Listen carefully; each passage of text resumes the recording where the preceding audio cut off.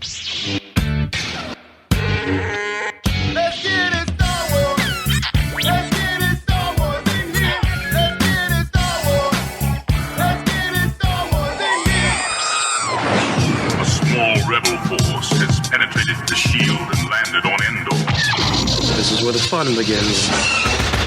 A long time ago, in a galaxy far, far away. This is Rebel Force Radio, your source for the Force. Star Wars news and commentary With Jason Swank and Jimmy Mack. I've seen Star Wars 500 times. Star Wars #1. This station is now the ultimate power in the universe. I suggest we use it. Now it's time for Rebel Force Radio. We would be honored if you would join us.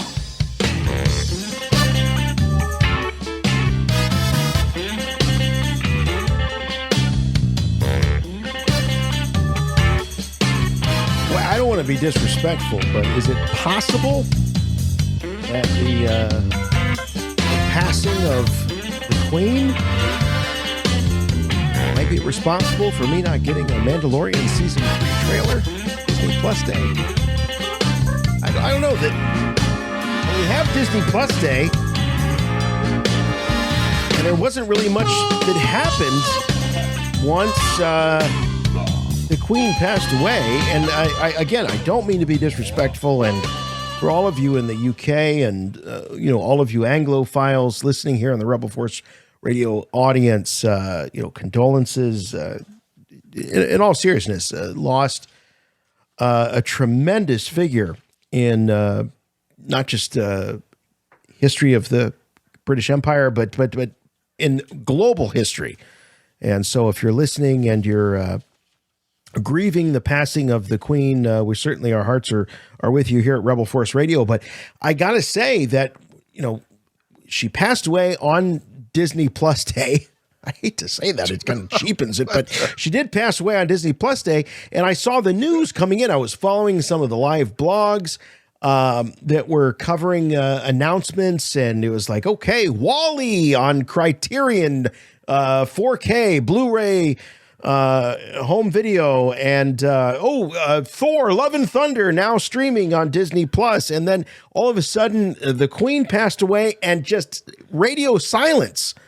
There was a little bit of Star Wars news. We got the release of, at least on Disney Plus, the release of that 9-minute preview of Andor. That did happen, but no Mando Season 3 trailer. There was no teaser for Ahsoka. There was no Tales of the Jedi trailer or teaser. So, I can imagine that, if you're having this big celebration and then you have the loss of this enormous global leader happen, you go, I don't know if this is really the right time to do this. But anyway, I'll tell you what, it is the right time for, and that's for Rebel Force Radio. We're so grateful to be with you and happy you're hanging out with us this week.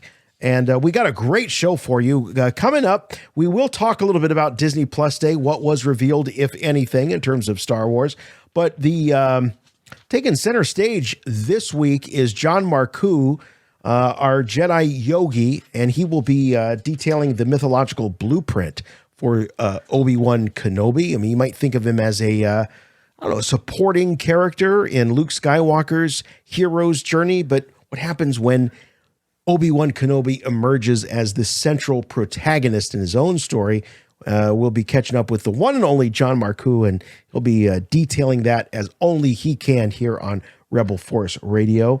And who do we have to thank for our relationship with John Marcoux? That's one guy. I'll tell you that. He's the neighbor of John Marcoux, and that is my good friend and yours from Chicago, Jimmy Mack. Hey, Jason. Hey, Star Wars fans. Yeah, by the luck of the draw, I happened to land in a great neighborhood with really cool neighbors. And John Marcoux, the Jedi Yogi, is one of them for sure. And he likes to pop by the Rebel Force Radio studio, where I rarely have guests. It's usually just me by myself here in the studio. Oh, occasionally I get a visit from this little guy, Baby Yoda. Oh, look at him there. Oh, sweet. Sweet Baby Yoda. Yes. We didn't see any Baby Yoda today, Jim. No, that's right, Jason. I don't nothing. Well, I think Disney is playing their cards close to the chest, and they are not going to reveal anything from Star Wars or any of their big properties until the big D23 convention this weekend, where I think it's all going to go down. You think it's going to happen at D23 Yes, as opposed I do. to Disney Plus Day? Okay. Yes. Yeah. This is their Disney Plus Day, biannual convention.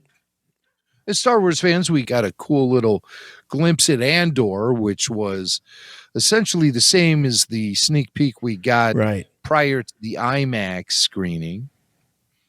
That scene with Stellan Skarsgård and Diego Luna in the box. The box. Yes. And the corpse. The So corpse fat they and call satisfied. is that what they're calling those blue uniformed guards? Are they corporate, like the corporate alliance from the old Han Solo books? They were calling them, I think they were calling them like the corporates or the corpse or something. I don't know. The blue uniforms. Yeah. The blue uniforms. Yeah. They're not Imperials, but they're aligned with the Empire. Okay. So, well, hey, all will be revealed in just a couple of weeks when Andor drops. Yeah. We'll be here for the Andor after show on Wednesday, the Wednesday when it premieres. Just got a mere few days away. Wednesday, September 21st. 3 episodes of Andor dropping. That's like getting a whole movie. I got to take the day off. I better make a note. Take day off. All right. There you go. September 20. Priorities. Yeah. What was that date again? Yes. The 23rd. Star Wars priorities. The 21st, Wednesday. 21. 3 episodes. So RFR that week will be just Andor after show. All the spotlight is going to be pointed at the Andor show, and we're going to be talking about it. And then following that, we're going to have Andor and the weekly Star Wars Rebel Force Radio podcast coming at you every week. So 2 shows a week. Yes, get ready. The year is over. I mean, essentially, Andor is a 12-episode season. The 3 at longest outside of the animated series, the longest live action series that we've seen in terms of season. So we'll have Bad Batch running concurrently. Bad Batch supposed to be some overlap. September 28th. So we should tell everyone there is no Bad Batch after show. We're going to talk about the Bad Batch during the weekly Rebel Force Radio podcast. Yes. So you'll get all the weekly news, listener feedback, interviews, you know what's and giggles with me and Jason. Right. And also we'll feature a chunk of the show to Bad Batch analysis, talking about the latest episodes that week. And we'll feature your voicemails instead of live calls. And then the live calls, of course, you can phone into the Andor after show, which will be taking us all the way through the fall. So it's going to be an awesome time for Rebel Force Radio and Star Wars. It's going to be fantastic. We're looking forward to you guys being along with us on the ride. If that's not enough for you, you can join us on RFR on Patreon and support Rebel Force Radio and get bonus podcasts, full show video, early bird releases. Everyone gets Rebel Force Radio about a day before anyone else when they are supporters on Patreon. Plus, you get the weekly RFR Q&A, which is a lot of fun. It's me talking to RFR VIPs about the subjects they want to talk about. Like recent subjects include Kevin Smith in Star Wars. Let's review all of the great Star Wars references in Kevin Smith films over the years. That's what we did recently on RFR Q&A. Myself and Jeff Holland, who is a big Kevin Smith fan, RFR supporter, and huge Star Wars fan as well. We talk about characters like Jay and Silent Bob, Cockknocker, and more. And well, that's Mark Hamill's character in Jay and Silent Bob Strike Back. You get photo galleries of the Babu Freaks hanging out with Baby Belushi at Blues Brothers Fest in Joliet. Full show video for those of you who are RFR All Access supporters. That's a big deal. Oh, we talked Rogue One Renaissance, Rogue One back in theaters on IMAX screens.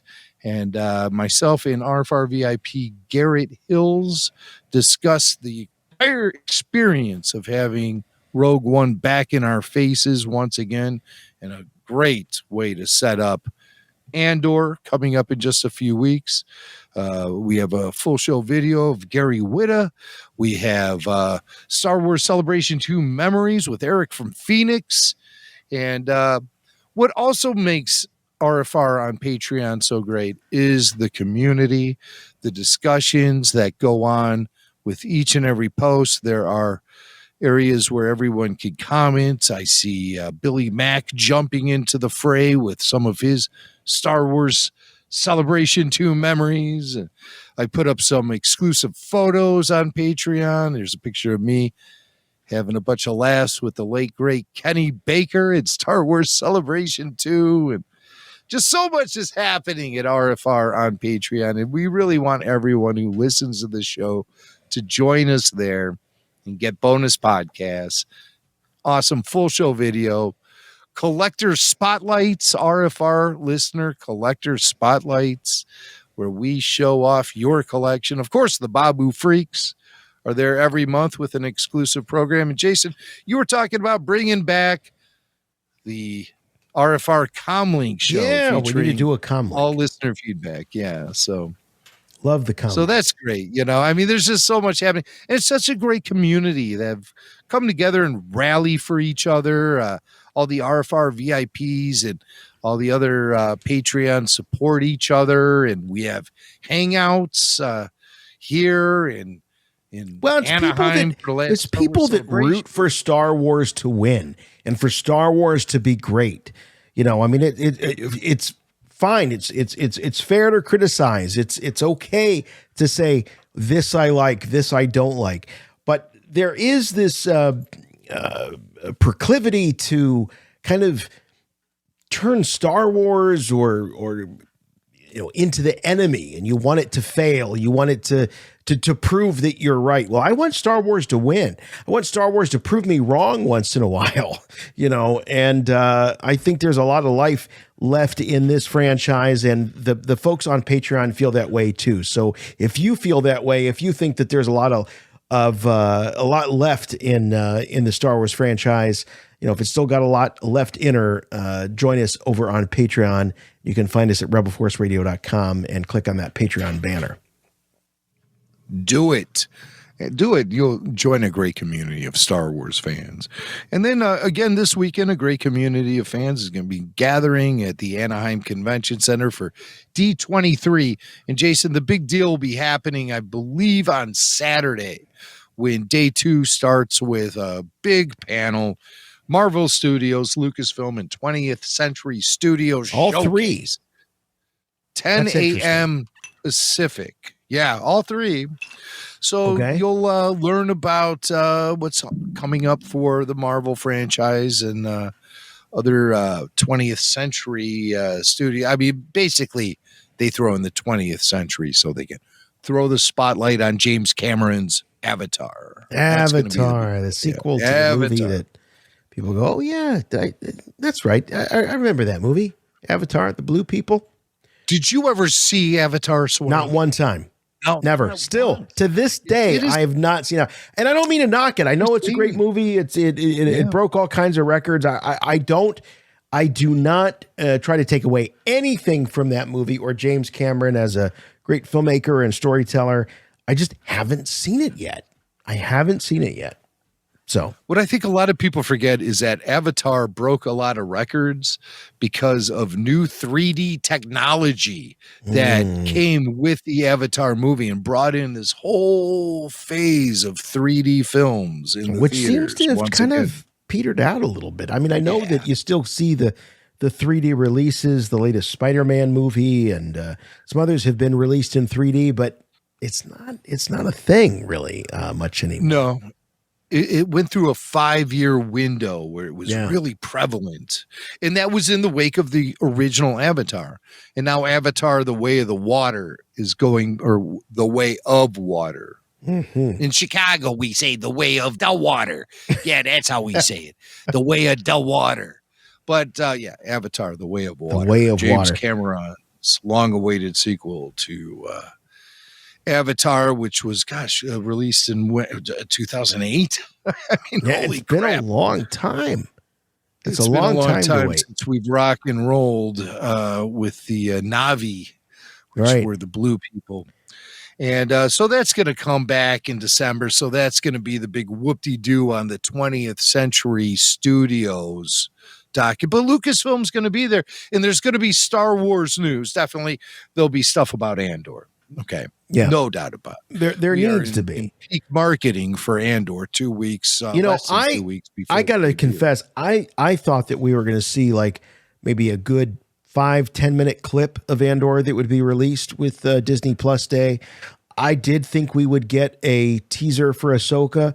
I thought we would get a proper trailer for Mandalorian season 3. None of that really happened, and we should probably get into it. You want to do news before we get in there with Marcoux? Yeah, let's do a little news. bit of All news. right, Sure. all right, why not?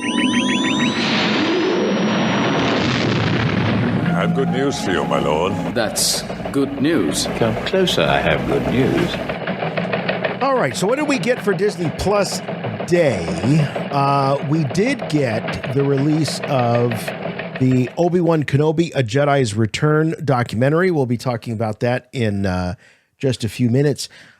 We also got, and this is interesting, Jim, this was not available on YouTube, which, you figure a 9-minute sneak peek might show up on a YouTube, but you had to be a Disney Plus subscriber in order to see this 9-minute preview of the Andor series that you got to see when you went to see Rogue One in the theaters for the big IMAX re-release. So that's now been officially released.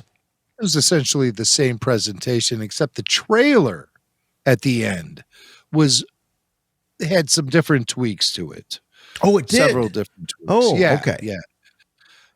But for the most part, it was the same presentation that they showed in IMAX, similar Q&A with some of the stars. And you know what? I got to be honest with you. The hype leading up to Andor, it's like in every single interview, in every single promotion package, they're saying the same exact thing about what to expect from this show. I've heard it so many times about how it's real characters and how did a guy go from fighting the war since he was 6 years old to sacrificing himself on the beach, and do people who are being oppressed by an evil empire and have to leave their home survive? I've heard variants of this ever since probably even before Anaheim and Star Wars Celebration. I am so ready for this series to launch right now. I can't deal with any more of this repetitive hype for it. I want to get into and dig into it and sink my teeth into it. I got to tell you, the one that surprised me a little bit, Jim, was this video, the timeline. Did you see this? Now, this wasn't part of Disney Plus Day, but you and I have spoken about this issue throughout the years about how Star Wars storytelling seems to bounce around the timeline. And this was, I thought, the most explicit attempt.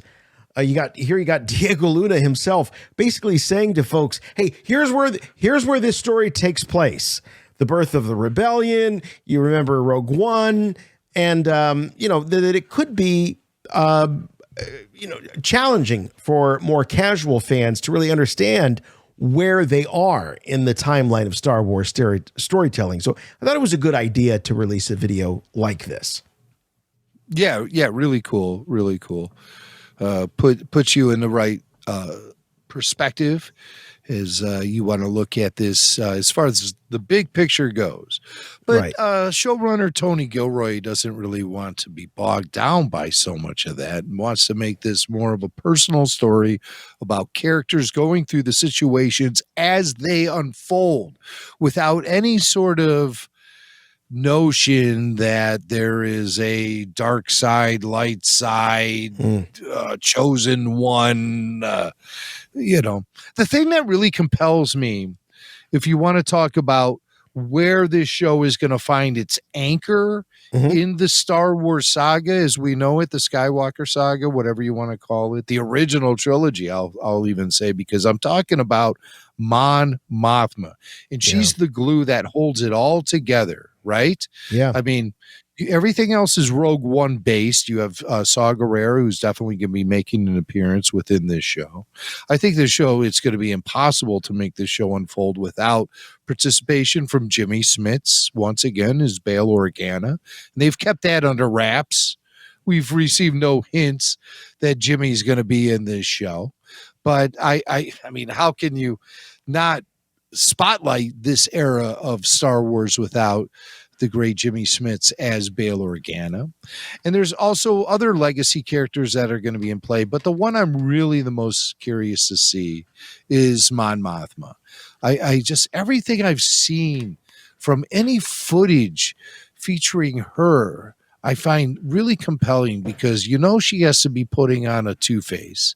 She's going to have to be working in very clandestine ways to be able to be effective as someone who is a senator, an imperial senator, much like Leia becomes. Mon Mothma is like almost going to be sort of like the prototype Princess Leia in many ways, where she's working within the system, but doing what she can to work against the system. Yeah, to subvert it. In some ways, for sure. And I love the paranoia that gets played up with her character. Let me just cut to the chase. The paranoia that she has exhibited. They're watching me. They're watching my every move.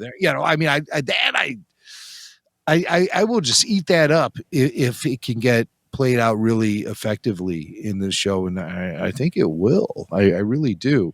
I think they're going for. I got to say, with the Andor series. At least it feels like at this point, without having seen an episode, that they might be going for that audience that is not a diehard Star Wars fan audience. I think they might be going more for that sort of network television, espionage, like you say, clandestine activities, blacklist, kind of. I don't know what else to equate it to. But that type of audience that may not be so much interested in the Star Wars lore, but the whole idea of this type of series. For sure. I think they're really telegraphing that too. I just think, a Wendy Snyder is going to really sink her teeth into this. And she knows more about Star Wars than your average non-fan. right. Casual fan. But anybody can get sucked into it because we've known that Star Wars has had mass appeal. And while we are really deep into it and, our roots run very deep into the soil of Star Wars and we know everything about it and we consider ourselves expert level, there are so many people who are just like, hey, I love Star Wars. It interests me, but how many things are you like that about? I can think like Marvel movies for me are that way. Yes. Where I think I have a certain education, but I'm not the diehard. I'm not the hardcore who knows every little bit about every little character. Now, on the other side of the coin, Star Wars, I can say I am that kind of fan. Right. So I see how it works from both ends of the spectrum. And I think Andor is going to be something that'll be very accessible to the people who are extremely casual about their Star Wars fandom. And then it might be extremely accessible to those who don't give two rats' asses about Star Wars. Right. So we'll see how that plays out. So that was one thing that we got to see. So that 9-minute preview, an extended version of that scene that was released on YouTube between, is it Luthen, the Stellan Skarsgård character, and Diego Luna's Cassian Andor, plus some behind the scenes stuff. But the big thing today was the release of the new documentary about the making of Obi-Wan Kenobi, A Jedi's Return. This, I just watched it a few hours ago, and I loved it. And I'll tell you what I loved about it most, Jim, is, when we were doing the after shows and we were, coming right out of each episode and taking calls and giving our hot takes on the series, it was very easy to sort of lapse into, grabbing onto every little detail. And sometimes you lose sight of the things that you love about the show. And I think that, here at Rebel Force Radio on our after shows, we really do try to hold on to the aspects and play up the aspects of the positive, the things that we love about these new series that come on. And what I loved about this documentary was it reminded me of all the things I loved about it. And yeah, because it's a little bit of a puff piece. It's a documentary. It's obviously going to play up the strengths of the series. But I really liked revisiting all of the moments and all of the things that I liked about the series. And once again, it reminds me that these people that are creating these series, they're doing it from a place of love, from a place of passion. They really do want to do good, I think, by the fans. And do they fall short sometimes? Of course, all creatives do. But at the end of the day, I think that this documentary shows that they really did try their very, very best, and no one was out to do anything, in terms of subverting fan expectations or anything. They really needed to get it right. In fact, Hayden Christensen, Ewan McGregor, several times in this documentary talk about getting it right. To me, I think they got a lot right in the Kenobi series. Well, is it perfect? I mean, come on. It's so hard to define what even can be perfect with Star Wars anymore. Sometimes I'm almost thankful that we just got close to hitting the mark a little bit, Right. If it incites some sort of reaction from me and it expands on the mythology in such a way that I think can be applicable to the histories of these characters and the histories of the mythology on the whole, I think it all works out. And it enriches the whole experience. And so God bless them for coming through with it. I really felt like the bromance between Hayden and Ewan was on full display as we saw it in Anaheim at Star Wars Celebration. We see it. Which, by the way, if you watch the documentary, make sure that you scrub through the credits, because there's some really great pro shot footage of Star Wars Celebration. Yeah. And that panel that you got to go see, Jim, you and Kyle were there when they premiered the first couple episodes of the Kenobi series there at Star Wars Celebration. Yeah, and some really nice reactions from Ewan McGregor with it being his very first Star Wars Celebration, and really getting to feel what the fan base is all about, and feed off the passion that fans have for Star Wars, because I think that gets really diluted and distorted if you just want to look at Twitter and judge an entire or community on tweets. Yeah. Or YouTube or what have you. But social media, being the sticky web that it is a sticky web, but it certainly is not the overall blanket statement on fandom. And I felt like we saw it in person in Anaheim, and I mean, that's flesh and blood, and that's people, and there were like 60,000 of them there, and everyone no was avatars, having a great time. No hidden identities. Those were people out there being their true, authentic selves, and cheering and yelling and showing their passion for Star Wars. and not putting down others and fighting over it and stuff. It was just all just good there. So, I mean, I really want to put that in a bottle myself every time I open a social media app. But, it's good to see it. I think Ewan saw that. And so he talks about that in that post-credit sequence. But the thing that really interested me the most was the thing that they struggled with keeping under wraps for so many years. And that is involvement of Liam Neeson in this production. Because Liam Neeson, obviously, he still has a very active career. He's always in those vigilante movies and stuff. Even now that he's into his 70s, he's still very much a player when it comes to major motion productions. And so he's out there on the interview trail. He still plays a heck of a tough guy, Liam Neeson, even this. Oh, yeah, it's sure. incredible. Irish Jedi, But he's out there on the talk show circuits all the time. And of course, they ask him about Star Wars, especially when something so blatantly obvious as Kenobi is in production. Everyone knows that old Ben's story can't be told without an appearance from the spirit of Qui-Gon Jinn. I mean, we all knew it was inevitable. Anyone with any sort of working knowledge of the Star Wars prequels knew it was inevitable that Liam Neeson was going to appear in this Kenobi series, whether it was a film or whether it was a series. But so he was out there denying over the years. Oh yeah, Qui-Gon, even like acting like you can't even remember the name, right? And that's an act. Oh yeah, so they're hitting him up, and interviewers get told, do not ask him, about returning to Star Wars. Whatever you do not ask him about it.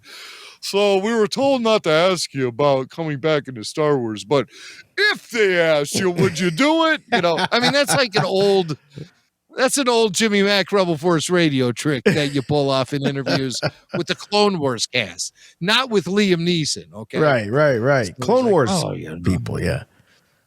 Oh, geez. He's asking me again, and you never know if you get Liam Neeson in the right mood, he'll spill his beans. So you have to be careful. But finally, we see he's in that last episode in the final moments of episode 6 of the Kenobi series, and Qui-Gon's back. And who didn't love seeing that? I mean, are you going to, get on something like that? It was kind of fluffy, Yeah, it was a little bit. I'm standing out here, and the twin sons waiting for. I'm a spirit, but I got that fair Irish skin, I can't be in the twin sons, And so it's kind of a little jokey, but still, I mean, we can fill in the blanks. We're Star Wars fans. We know what they were talking about. And he was laying down big lessons to Obi-Wan about everlasting life, as a spirit and how to do it. And we might get that in season 2 if it ever happens. Oh, there he is. There you go. There you As I look at this photo, it's hard to tell. Is there a little bit of de-aging going on here with the spirit of? I think there is. There might be a little de-aging going on. What I thought was really fascinating was that in the documentary they show Hayden and Ewan working together in that lightsaber duel, and Ewan is the only one with the dots on his face for the de-aging. Right. Hayden doesn't have that. And, Ewan makes a joke in the documentary saying, oh, and the de-aging guys are, off in the corner going, oh no, what are we going to do? And here's Hayden doesn't have any. And there were a number of, folks that were called into the after show saying, I thought that Hayden could have used a little de-aging. And no one brought up the fact that that Ewan was or wasn't de-aged. And so this documentary sort of puts the spotlight on the fact that that Ewan was de-aged and Hayden was, so it was kind of interesting. But they looked at Hayden Christensen and said, he's fine. He at least still looks young and healthy and vibrant, just like he did in Episode 2, Attack of the Clones. I'll tell you, I see 17 years on both of their faces. Of course, no doubt. Probably more so with Hayden, but you know what? Ewan definitely shows 50 years. And so I was surprised to learn that they did incorporate de-aging, the de-aging effect. Yeah. With those lightsaber training sequence flashbacks, those prequel era flashbacks, because I was convinced when we were doing the after shows that there was not a de-aging process involved with that. And I just thought it was good makeup and lighting and wigs and whatever else. De-aging in our memory filling in the blanks too. Yeah, there was definitely de-aging going on with Ewan, not with Hayden. Yeah. Hayden didn't have any of the dots on his face. And I like the one little clip where they show Hayden kind of pointing the dots out to Ewan. It's kind of teasing him about it. You know, that would be like really easy cosplay to do. Very cheap. All you need is a black Sharpie pen and you could just put the dots on your face. And people say, "Who are you?" And they say, "I'm Ewan McGregor pre-de-aging."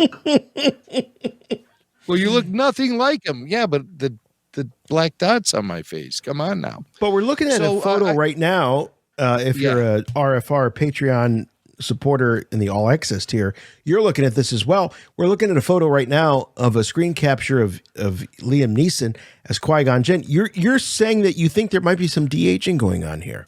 Oh, maybe some softening up of some lines on the face and maybe some bags under the eyes or what have you, but very subtle, you know. I mean, Liam Neeson still, you put the hair extensions on him and the fake beard, he can still pull off a Qui-Gon at this age and, you know, still pull it off convincingly as well. So maybe we'll be seeing more of him as the spirit of Qui-Gon Jinn, of Qui-Gon, you know.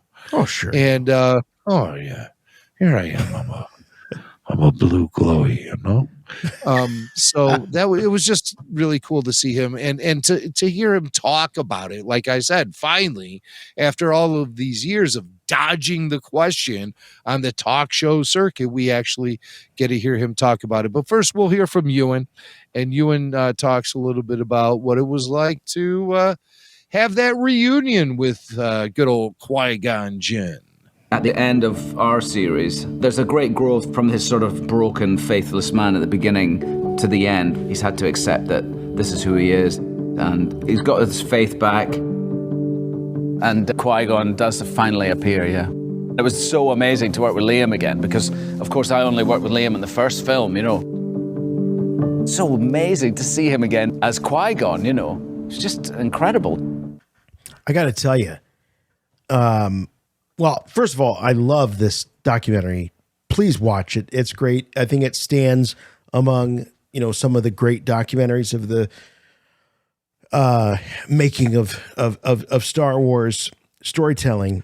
And what I was so surprised, a couple of things really surprised me. One was the fact that Ewan was really there on set with Liam. I did not know that. I mean, based on the way the show is cut, the way it's edited, I just assumed that, you know, Liam could have been anywhere shooting that sequence, you know, in that costume.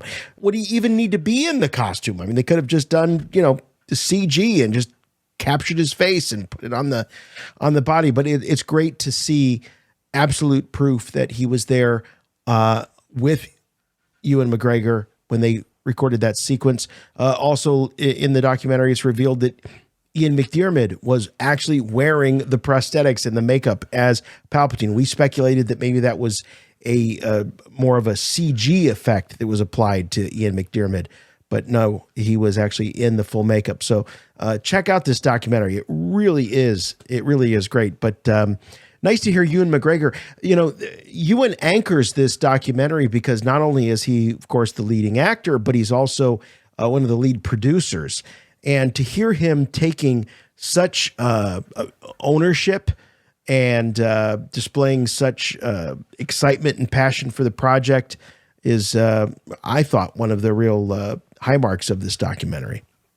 And it's something that bodes well for future seasons of this show. Right. When I say seasons, I think there's potential for more than just a season 2. I think you can get a few more seasons out of this. It'd be great. An adaptation of John Jackson Miller's Kenobi novel would be spectacular. And probably done on the cheap because all of that action happens on the planet Tatooine. And it's a great novel, too. But Kenobi is the series we're talking about, season 1, and this awesome documentary that shows us really cool behind-the-scenes footage, Obi-Wan, a Jedi's return. And I also noted that in that blue screen or green screen shot of Ewan McGregor reuniting with Liam Neeson on the set, both in character as Obi-Wan and Qui-Gon, but you had Ewan riding a camel standing in for the Eope. Right. So they painted out the camel. I mean, that wasn't like a gimbal, like how they do, and or some sort of weird apparatus he was sitting on. It was an actual camel. Well, I thought that was nuts. Yeah, just like the banthas were real elephants back in the day. Yeah. Classic. Yes. So that was Ewan talking about seeing Qui-Gon back on the set. Incredible, as he said. But let's hear from Liam Neeson himself. Oh, yeah, sure, And here's Liam on what it was like to come back.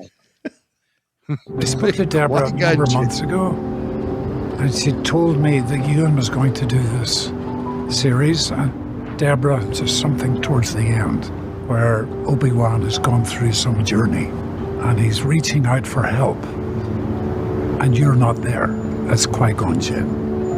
And then he sees you. And I thought, yeah, I'm on board. I'm definitely on board with that. It was at once very familiar, and at the same time I kept thinking, wait a minute, it's 24 years since we made The Phantom Menace. And here we were with a whole brand new crew. Deborah, this wonderful director. It was lovely to see Ewan. And so the myth and the storytelling goes on. Boy, I just love how detached this guy is from everything. I want to live this guy's life. I just love it. He's fantastic. But hearing him talk about this series kills me. It reminds me of the Ricky Gervais series, Extras. And Ian McKellen is on the show. And Ian McKellen is playing sort of an exaggerated version of himself. He's playing himself. And he's talking about the craft of acting. He's talking about, and I read the lines that other people write. And I act as though I am the person that I'm portraying on the screen. It's he over explains the whole idea, and that's what always cracks me up about Liam Neeson. That's not Jimmy Mack doing an impression of Liam Neeson. It's the real Liam Neeson talking about, he was doing this series, and he goes on a journey, and he needs to find the Qui-Gon, and I am the Qui-Gon. It's just like we wrote it. It's like Rebel Force Radio wrote the lines for Liam Neeson on this thing. It's just fantastic. I love the authenticity. It's so funny. Oh, yeah, sure, So I found myself on the set, and I was talking to Deborah Chew. And have you heard of her swank? Deborah Chew? I have, yes. I've heard of her. Chew. Deborah Right, Chew. yeah.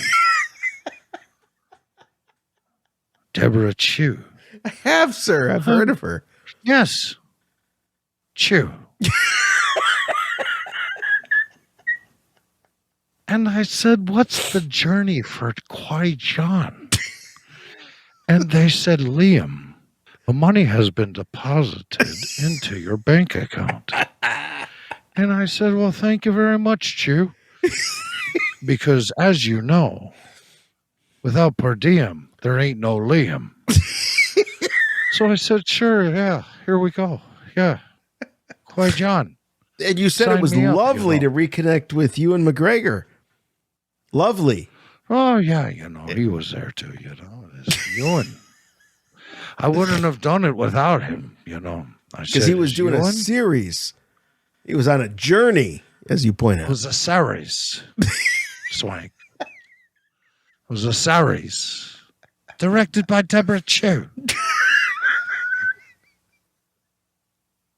All right. Yeah, I hear you. So, you know, it's he got paid, I got paid, you know. I showed up. What do you want? I already spent the money. Spent it on Marlboros and Guinness, you know. I got a Christmas card from Deborah Chow. It was great. I hope so. You know. I said, do it again. Let's go. You know. You got any other questions? You know, I got a question for you, Liam. Yeah. Is it you show up at the very end? You know, your apprentice, your protege.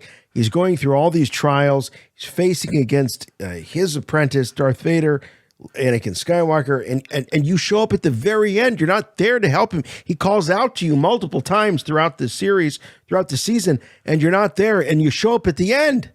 Yeah, that's what the check cleared, you know. I said, hey, here I am. You know. I mean, you might have shown up sooner if the check would have cleared sooner. You know, I was de-aging. I figured, you know, I better de-age before I get to the set, you know. So, yeah, that's not because you got to look like you're 25 years younger. Well, you know, it's Hollywood, you know. Harrison Ford ain't got it any easier, you know. He's a slick bastard, though, just like you are, Swank. All right, I got better things to do, you know. All right. Why don't you just disappear? Later. That's next time, you know. Next time you want to talk, just Venmo me. All right. It's always about the money with this guy, Liam Neeson. No, this really is a great documentary. I enjoyed it thoroughly. They talked to so many different people. Obviously, Ewan McGregor anchors the documentary, but Hayden Christensen. This Jim, you mentioned the bromance. We had heard about the fact that Ewan made a point to be there on location for Hayden's first shot as Anakin Skywalker in so many years. And he was there, and it's actually captured in this documentary. And you get to see these moments, and you definitely see how their relationship on screen mirrors their relationship off screen, where, you know, Hayden says that Ewan was a mentor to him, took him under his wing. He was only 19 years old. Shows up on the set of episode 2, and, you know, Ewan was already, you know, a more experienced actor at that time. And it really is, it's a wonderful examination of their relationship. I do often forget Hayden Christensen was only 19 years old when he shot episode 2. Yeah. So, you know, these are really interesting things to hear. And I love to hear the master apprentice, the master Padawan relationship being reflected off screen as well as on screen. It only just gives a lot of integrity to the actual characters they're playing, and the bromance and the hugging and stuff. It's just, you know, still riding that wave from Star Wars Celebration and just about every media appearance the two of them have made, and knowing how derided Hayden has been over the years. It's nice to see him get a victory lap thanks to this series. You know, he talks about, you know, being emotional at times, and was emotional there on stage at Star Wars Celebration as the fans were chanting for Obi-Wan, and the ovation that he received. And, you know, they certainly don't shy away from the fact that the kids that were, well, the fans, I should say, that were kids during the release of the prequels, that's their Star Wars. You know, Hayden, Natalie, and Ewan are the Harrison, Mark, and Carrie of that generation. They really are. You know what? That has become validated. Yeah. Over the last few years. when I talked to George Lucas back in 2009 at the Four Seasons, he told me this is their Star Wars. Younger kids look at the older trilogy as slow, and I never bought that. But they do take ownership of the prequel trilogy. And that I do firmly believe. I believe that the kids who saw that see it through a much different perspective than a dude like me who grew up with the original trilogy saw it as. Now, I was lucky in the fact that A, I'm very immature, and two, I was about ready to become a father for the first time. So I was really looking at this almost through my unborn son's eyes in a way. Like I was almost like vetting Star Wars for the next generation when episode 1 was released, because I was really considering how my young son was going to look at that film when he got old enough to watch it. Mm-hmm. And it presented a different perspective to me, especially the stuff with Jake Lloyd. Yeah. I was looking at it more from a fatherly angle as opposed to an old school Star Wars fan who was going to be judging it. I was looking at it as what it would be like almost to have Anakin as my son, because it was like uncharted territory for me. And I was about ready to embark on the adventure. So I was looking at it through that perspective of his like relationship to his, his parent, his relationship to Shmi, and then his relationship to Qui-Gon, who served as a father figure to him. And to put it into perspective for people who aren't aware that The Phantom Menace was released 4 days before I became a father for the first time. So these were two very big events for me happening in spring 1999, and they both had equally high priority for me. Incredible. Episode 1 and the birth of my first son. It was Right. like, holy smokes, this is a lot to take in 1 week. But so I sort of was watching George's prequel with all of this in mind, and the character of Anakin was something that I was accepting while looking at it through a new parent's eyes, So I think that kind of sugar-coated all of that for me in a way where I wasn't so judgmental as a lot of my peers were who grew up with the original trilogy. Yeah. Yeah. And I think that, as we sort of evolve as fans and sort of assimilate these, this generation of Star Wars, enthusiasts, that this is their Star Wars. I think that's really important to remember. It may not be, Harrison, Mark, and Carrie may carry a different weight than, Hayden and Ewan and Natalie for us, but for this other generation, it's every bit as important and maybe as life changing as the original trilogy was for us, for sure. And then to see them reunited in a Disney Plus series like this is huge, just like Episode 7 was for us. Makes me wonder what the potential of eventual, I don't want to say inevitable, but I think it is, Natalie Portman's Star Wars series where she returns in the role of Padme and there's a mini series developed for her. I mean, why not? Why not? It's several years since she got that Oscar for Black Swan. She's playing Thor. She's messing around in the Marvel universe. Let's bring her back home to Star Wars. I was very surprised to not see her show up, even a glimpse of her in this series. I really was. I went on record saying that I thought she would be showing up in a cameo role or something like that.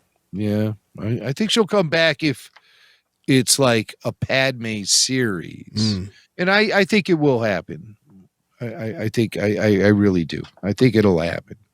Now, one good moment in this documentary featuring some chemistry with Hayden and Ewan is a moment when they were watching highlights from the prequels and they got to that famous moment on Mustafar when Obi-Wan wiped out Anakin.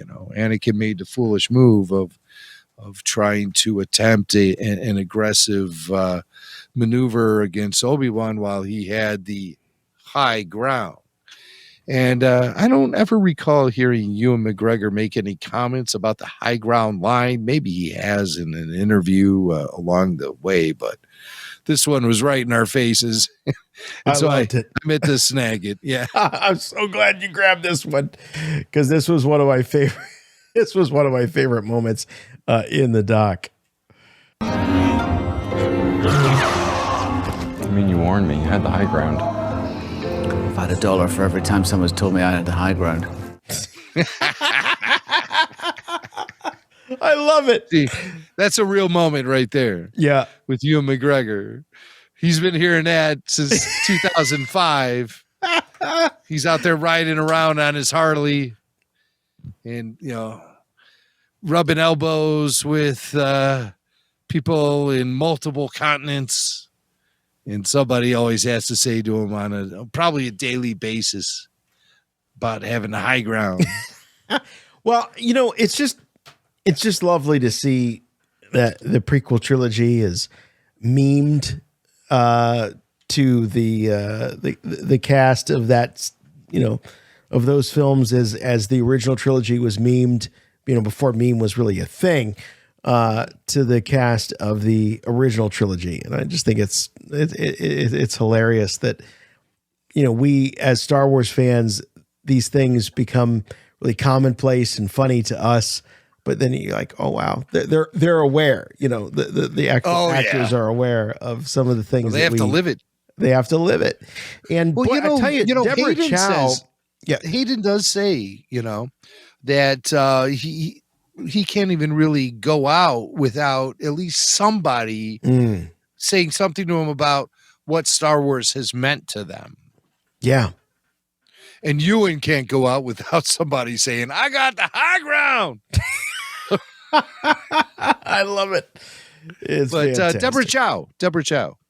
Yeah, no, I was saying that Deborah Chow mentions multiple times that these actors that she's working with on this series, and I really appreciate this about her. She has this awareness that they live with these characters, that they live in a world where those characters are associated with them. And she's very aware of that. And, you think about a guy like Rian Johnson, who's making the rounds now, promoting his sequel to the, what is that? The Knives Out? Knives Out. Yeah. His Knives Out trilogy. He's talking about Star Wars. And, he's rehashing some of the conversations he might have had with a actor like Mark Hamill. And, in some ways kind of saying how an actor may or may not be making meaningful contributions to the creative process with respect to their character. It's in high contrast to Deborah Chow, who seems to be very cognizant, whether she's dealing with Ewan McGregor or Hayden Christensen or Joel Edgerton as Owen, that these are characters that these actors have carried around with them for a couple of decades now. And, the public sees them as owning those characters. And when I think it comes down to the creative process, that sort of insight and experience is invaluable and should be listened to when it comes to the development of these stories. And Ewan McGregor was on board as an executive producer, which gave him a really good position to be able to maintain certain integrity where he felt necessary. And I'm sure he did, without having any overt examples of that. And I wish that Mark Hamill was granted that same sort of access to the production of the sequel trilogy, but that just wasn't in the cards. Boy, how the sequel trilogy may have emerged very different if you had Mark Hamill, Carrie Fisher, Harrison Ford as executive producers. Could have been a very, very, very different trilogy. Well, every meeting with Harrison would have been like, I don't care about this. And then, Carrie would just be like, is this week pay we get paid this week? And then Mark would be the one fighting. He'd be the one, right? He'd be the one, and he did debate Rian Johnson during The Last Jedi, but none of his suggestions or opinions were taken into. I don't think the fans are gonna like this, Ryan. They're not gonna dig it, man. But that was part of the whole. That was part of the whole thing, Yeah, it was meant to ruffle feathers, right? And I don't know how much of that we can, 100% lay that at Rian Johnson's feet. I think much like Gareth Edwards, he was given, Gareth Edwards was told to go make a war film, so Gareth did that. Didn't quite work out, and so they cut it off before it got too out of control. The guys, Lord and Miller, were brought in to do the Solo movie, make a funny movie, make a Star Wars comedy. They went over the top. And so the problem was cut off before it became too big.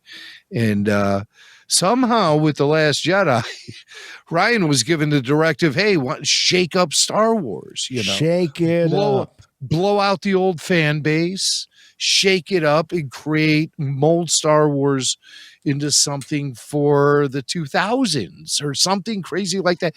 But you miss the mark because Star Wars is meant to be timeless. George Lucas didn't create a saga for the 70s.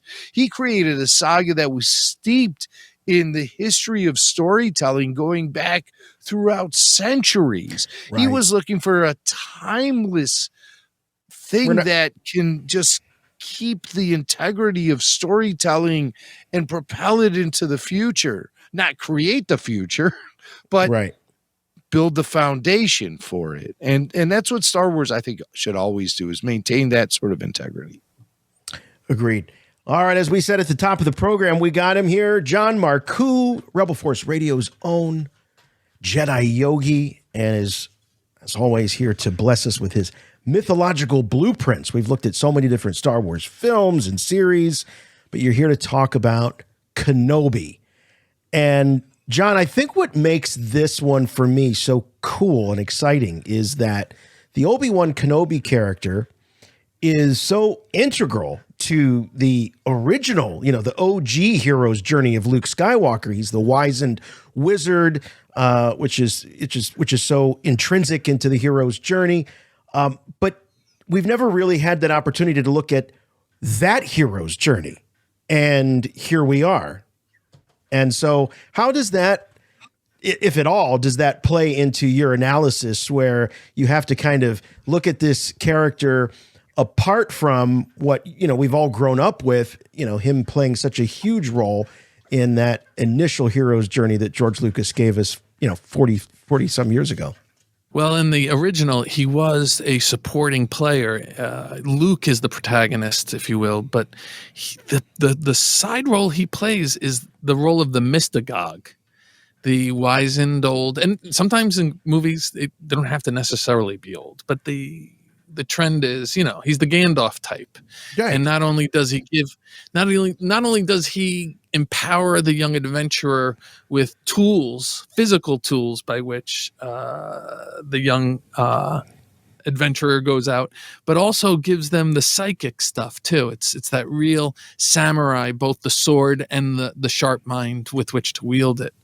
But in here, he's the protagonist. Now he's the guy. And so you get to, and any figure in anywhere in the Star Wars universe at any point could be an extra in the back of a long row of people, or the protagonist or the antagonist. I mean, everybody in the universe can play any one of those. Mythological that's absolutely true. I mean, we're all the hero in our own story, right? I mean, even villains, famously have been called the hero in their own story. So you're right. It just depends on the point of view.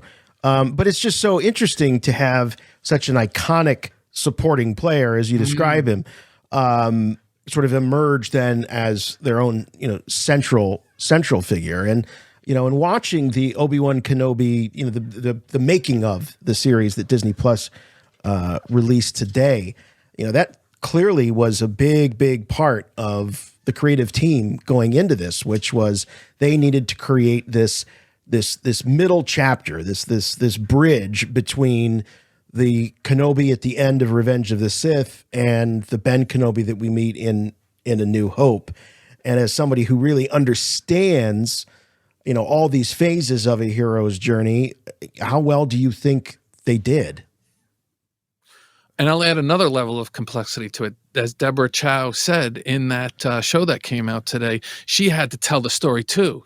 Each director has to tell the story in their own way. If you give the same job to 10 different directors, you're going to get 10 different Kenobis.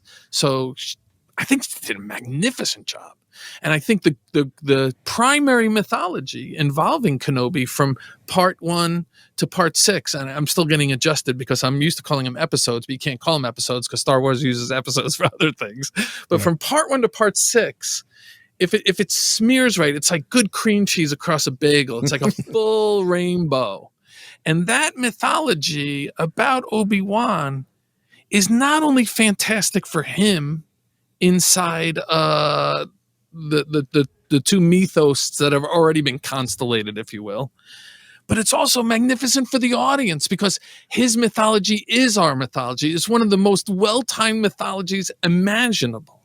And that mythology is, how do you put the sizzle back into something you let fizzle? It's COVID time. What happened these past 2 years? And even check this, before COVID, corporate employees across America were reporting only 20% engagement. People weren't into it. They were living a wasteland. They were living inauthentic lives that weren't resonating with the self, just like Obi-Wan does in this series. And so we were already primed to be like, blah. And then COVID came along, and now nobody wants to go back to work. I want to back up because I think that's really important. You're drawing a parallel in a way, and this is really hitting me. You're drawing a parallel between sort of the melees that Obi-Wan Kenobi finds himself in at the beginning of this series and kind of what a lot of us were going through with COVID. We weren't living our true lives. There was an inauthenticity. There might have been perhaps a newness or a novelty about it at first, but that kind of vanished pretty quick. And it seems like it has already for Kenobi at this point. It tore the mask off of the BS. Everybody got to sit home on their couch and realized, I never really liked that show, or whatever it was. Yeah. And let me add another level to that. If you were a fan of the original Star Wars, that doesn't make you any better than any other Star Wars fan. But if you were like me, if you were 7, 8 years old or whatever you were when the first movies came out, well, now you're at an age in your life known for people to lose the sizzle. See what I'm saying? I'm in my mid-50s now. I'm not going up the stairs the same way. Like this or that or that. So COVID, midlife, the inauthentic world that we're in right now, it was the timing of this was perfect. Obi-Wan's story is my story. And to me, Ben really sealed the deal in drawing that line between his old life and then his new life as a hermit in exile by burying the lightsabers. That to me, the symbolism of that really to me meant something on a much higher level than just stepping aside and riding on the sidelines. And the disinterment, he dug it out at the end of part 1 too. There are bookends, those mythological symbols that he buried them, and then he was able to come out. And for me, he answers throughout the 6 parts, but largely in the first part, he puts out a blueprint for us to come and put the sizzle back into whatever let fizzle in our lives. And he fights like hell. If you study just the first part, as somebody familiar with the litigation arts, with trial law and stuff, he litigates against putting that sizzle back in. I mean, he is refusing. And I actually have listed 5 different ways that he refuses. The first one is when we first see him coming out of that Fred Flintstone-like factory, they blow the whistle. Yeah. And he's It cutting is the meat and very everything. Flintstone-like. I didn't think about And that. whale. I mean, even down to the steam whistle blowing at the end of the ship. He goes to especially punch when he out. slid down the dinosaur tail. I mean, that was really over the top. And proclaimed yabba dabba doo. The force is with me and you. Oh, that's perfect. I think there's a crossover somewhere in here. I think it's just waiting to happen. Yeah. The We'll let Flintstones Disney were always Hanna-Barbera meeting different figure that people, out. Flintstones meet the Jetsons, Oh, right. the Flintstones meet the Addams family. Today, the Flintstones meet Obi-Wan Kenobi. Yes, and the Harlem Globetrotters. a triple crossover. That'd be amazing to see Obi-Wan on the court. Go back and listen to the whistle. I think they actually use the same whistle. It is, Flintstones, yeah. that thing. So he goes to collect his units, and the guy in front of him, only half the units come out. And he says, I only got half. And the guy is like, keep moving. He's like, but I got a family. And he's like, I'll take all of them from you. Now, to a Jedi who compassion is an itch that needs to be scratched, you would expect Obi-Wan to step up for his colleague and say, hey, we need to get paid fairly. But he pleads no contest. See what I'm saying? He's litigating by avoiding it. That's how far removed he is. Then he litigates again and again and again. The second one happens in the desert at night when that young Jedi comes to him. Yeah. And he rattles off a series of no, like he's speed punching a bag. Do you remember when I came and spoke about a young Han Solo in the movie Solo? That every line he says in the movie is optimistic. Boom, boom, boom, boom, boom, boom, boom. And I listed him. And the only time he was pessimistic were the moments right before he met the love of his life. Do you remember that? That's when he met the Millennium Falcon. Oh, he's like, don't follow this guy. This is no good. We're walking into a trap. Like whatever he was saying. Those were the only pessimisms he said. Young Han in the movie Solo riffs a bunch of optimisms the whole movie, except for when he's about to meet the Millennium Falcon, and then he's pessimistic. Same way here in part 1, you can watch Obi-Wan riff like a brilliant trial lawyer's number of excuses of why this adventure should not be happening. Allow me, please, to speed bag it as quickly as I can. Recall him saying the following things in part 1. You're making some sort of mistake. You're looking for somebody else. My name is Ben. You must leave. You'll draw too much attention. Want help? Take your lightsaber into the middle of the desert, bury it in the ground, stay hidden, and live a normal life. The fight is done. We lost. The time of the Jedi is over. Boom. Go back to the town. Let it go. Can't the Senate help? What about your guard? Bounty hunters? I can't leave. I have a duty owed to Luke. It's been 10 years. I'm not who I used to be. Find someone else. She'll be better off. I'm going to save that list. If you can print out a copy of that, because I need excuses to use around the house. So, I'm going to, You put the sizzle back into that fizzle. Like, I'm not the man I used to be. Everybody would be like, no, duh, old man. Give me $20. That's what Joseph Campbell would refer to as refusing the call to action. That is refusal of the call. Over and over and over. Yeah. And Well, over he'd and been there over. for a number of years, so he's worked up a bunch of different ways to refuse the call. But I thought it was most telling when the Jedi in exile, the guy, one of the Safdie brothers, who was out there in the desert, he confronts Obi-Wan, and Ben says to him, the time of the Jedi is over. And that really, to me, summed up everything that defined the man at that moment.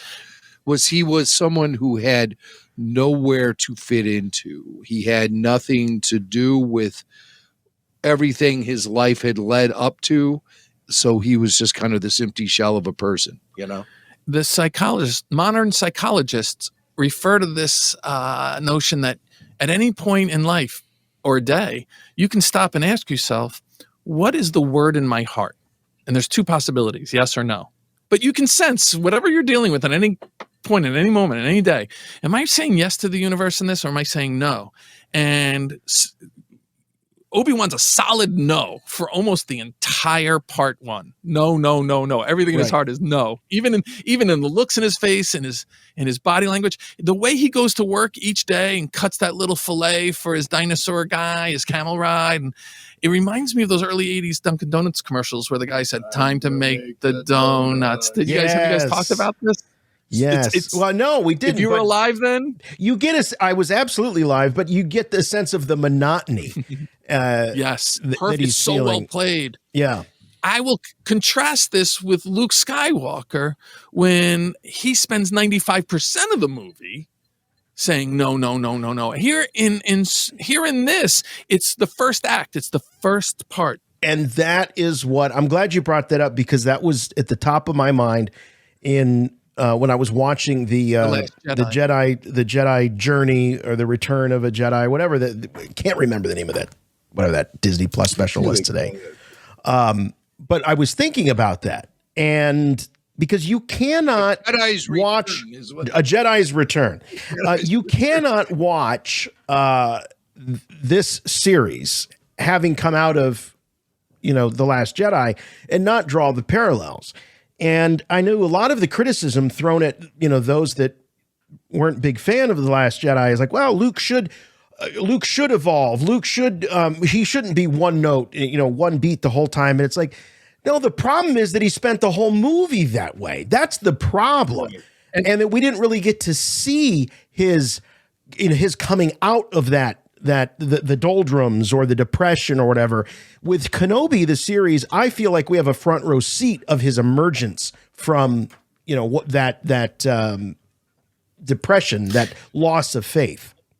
It's super well paced. It's really well done, and I would again defend Last Jedi as I did before on Rebel Force Radio by saying his refusal to heed the call was excessive. It was annoying. It didn't fit my normal pop culture. Come on, deliver something good for me. But because his ending was the highest possible ending anybody could walk out on, I thought, oh, well, then that makes sense, because you would expect the most friction going into the greatest release. But watching the movie was like, getting bamboo snapped up my fingernails. It was not it was not pleasant. Yeah. But that agitation made for a better release for me at the end. Well, and it was not lost on the creative team that where they were also taking the character of Obi-Wan Kenobi was that place where he would be content with and willing to make the ultimate sacrifice. It wasn't brought up in this particular series, but that was also something that Ewan McGregor and Deborah Chow and others were talking about in the lead up to the series. And that's huge. That's very profound. And I would say that the pacing was punctuated beautifully at the end by how he eventually lost his litigations in No Contest. Jimmy Smits shows up live and gives it to him better than he was giving it to Jimmy Smits. And let me Jimmy Smits, I'm sorry, I'm not using the name of the character. Bail Organa. Bail. The writers have him use the same technique that Obi-Wan was using against Obi-Wan. So listen to the reasons that Bail lists off, boom, boom, boom, boom, boom, boom, boom, boom, that eventually gets him to go dig out his lightsaber. This isn't about the boy. You know it. Mistakes were made. Can't save Anakin, but you can save her. I trust you most. Old friend. Do it for her. One last fight. Boom, boom, boom, boom, boom, boom, boom. And that's what eventually knocked him into saying, all right, time to put on the belt and go. Mm-hmm. And I will say this, what I thought was beautifully constructed mythologically, just on the first part about this refusal to the call. He starts and runs the whole way saying the word in his heart is no. From the moment that his colleague is getting shaken down for half wages that day, he's saying no, no, no, no, no.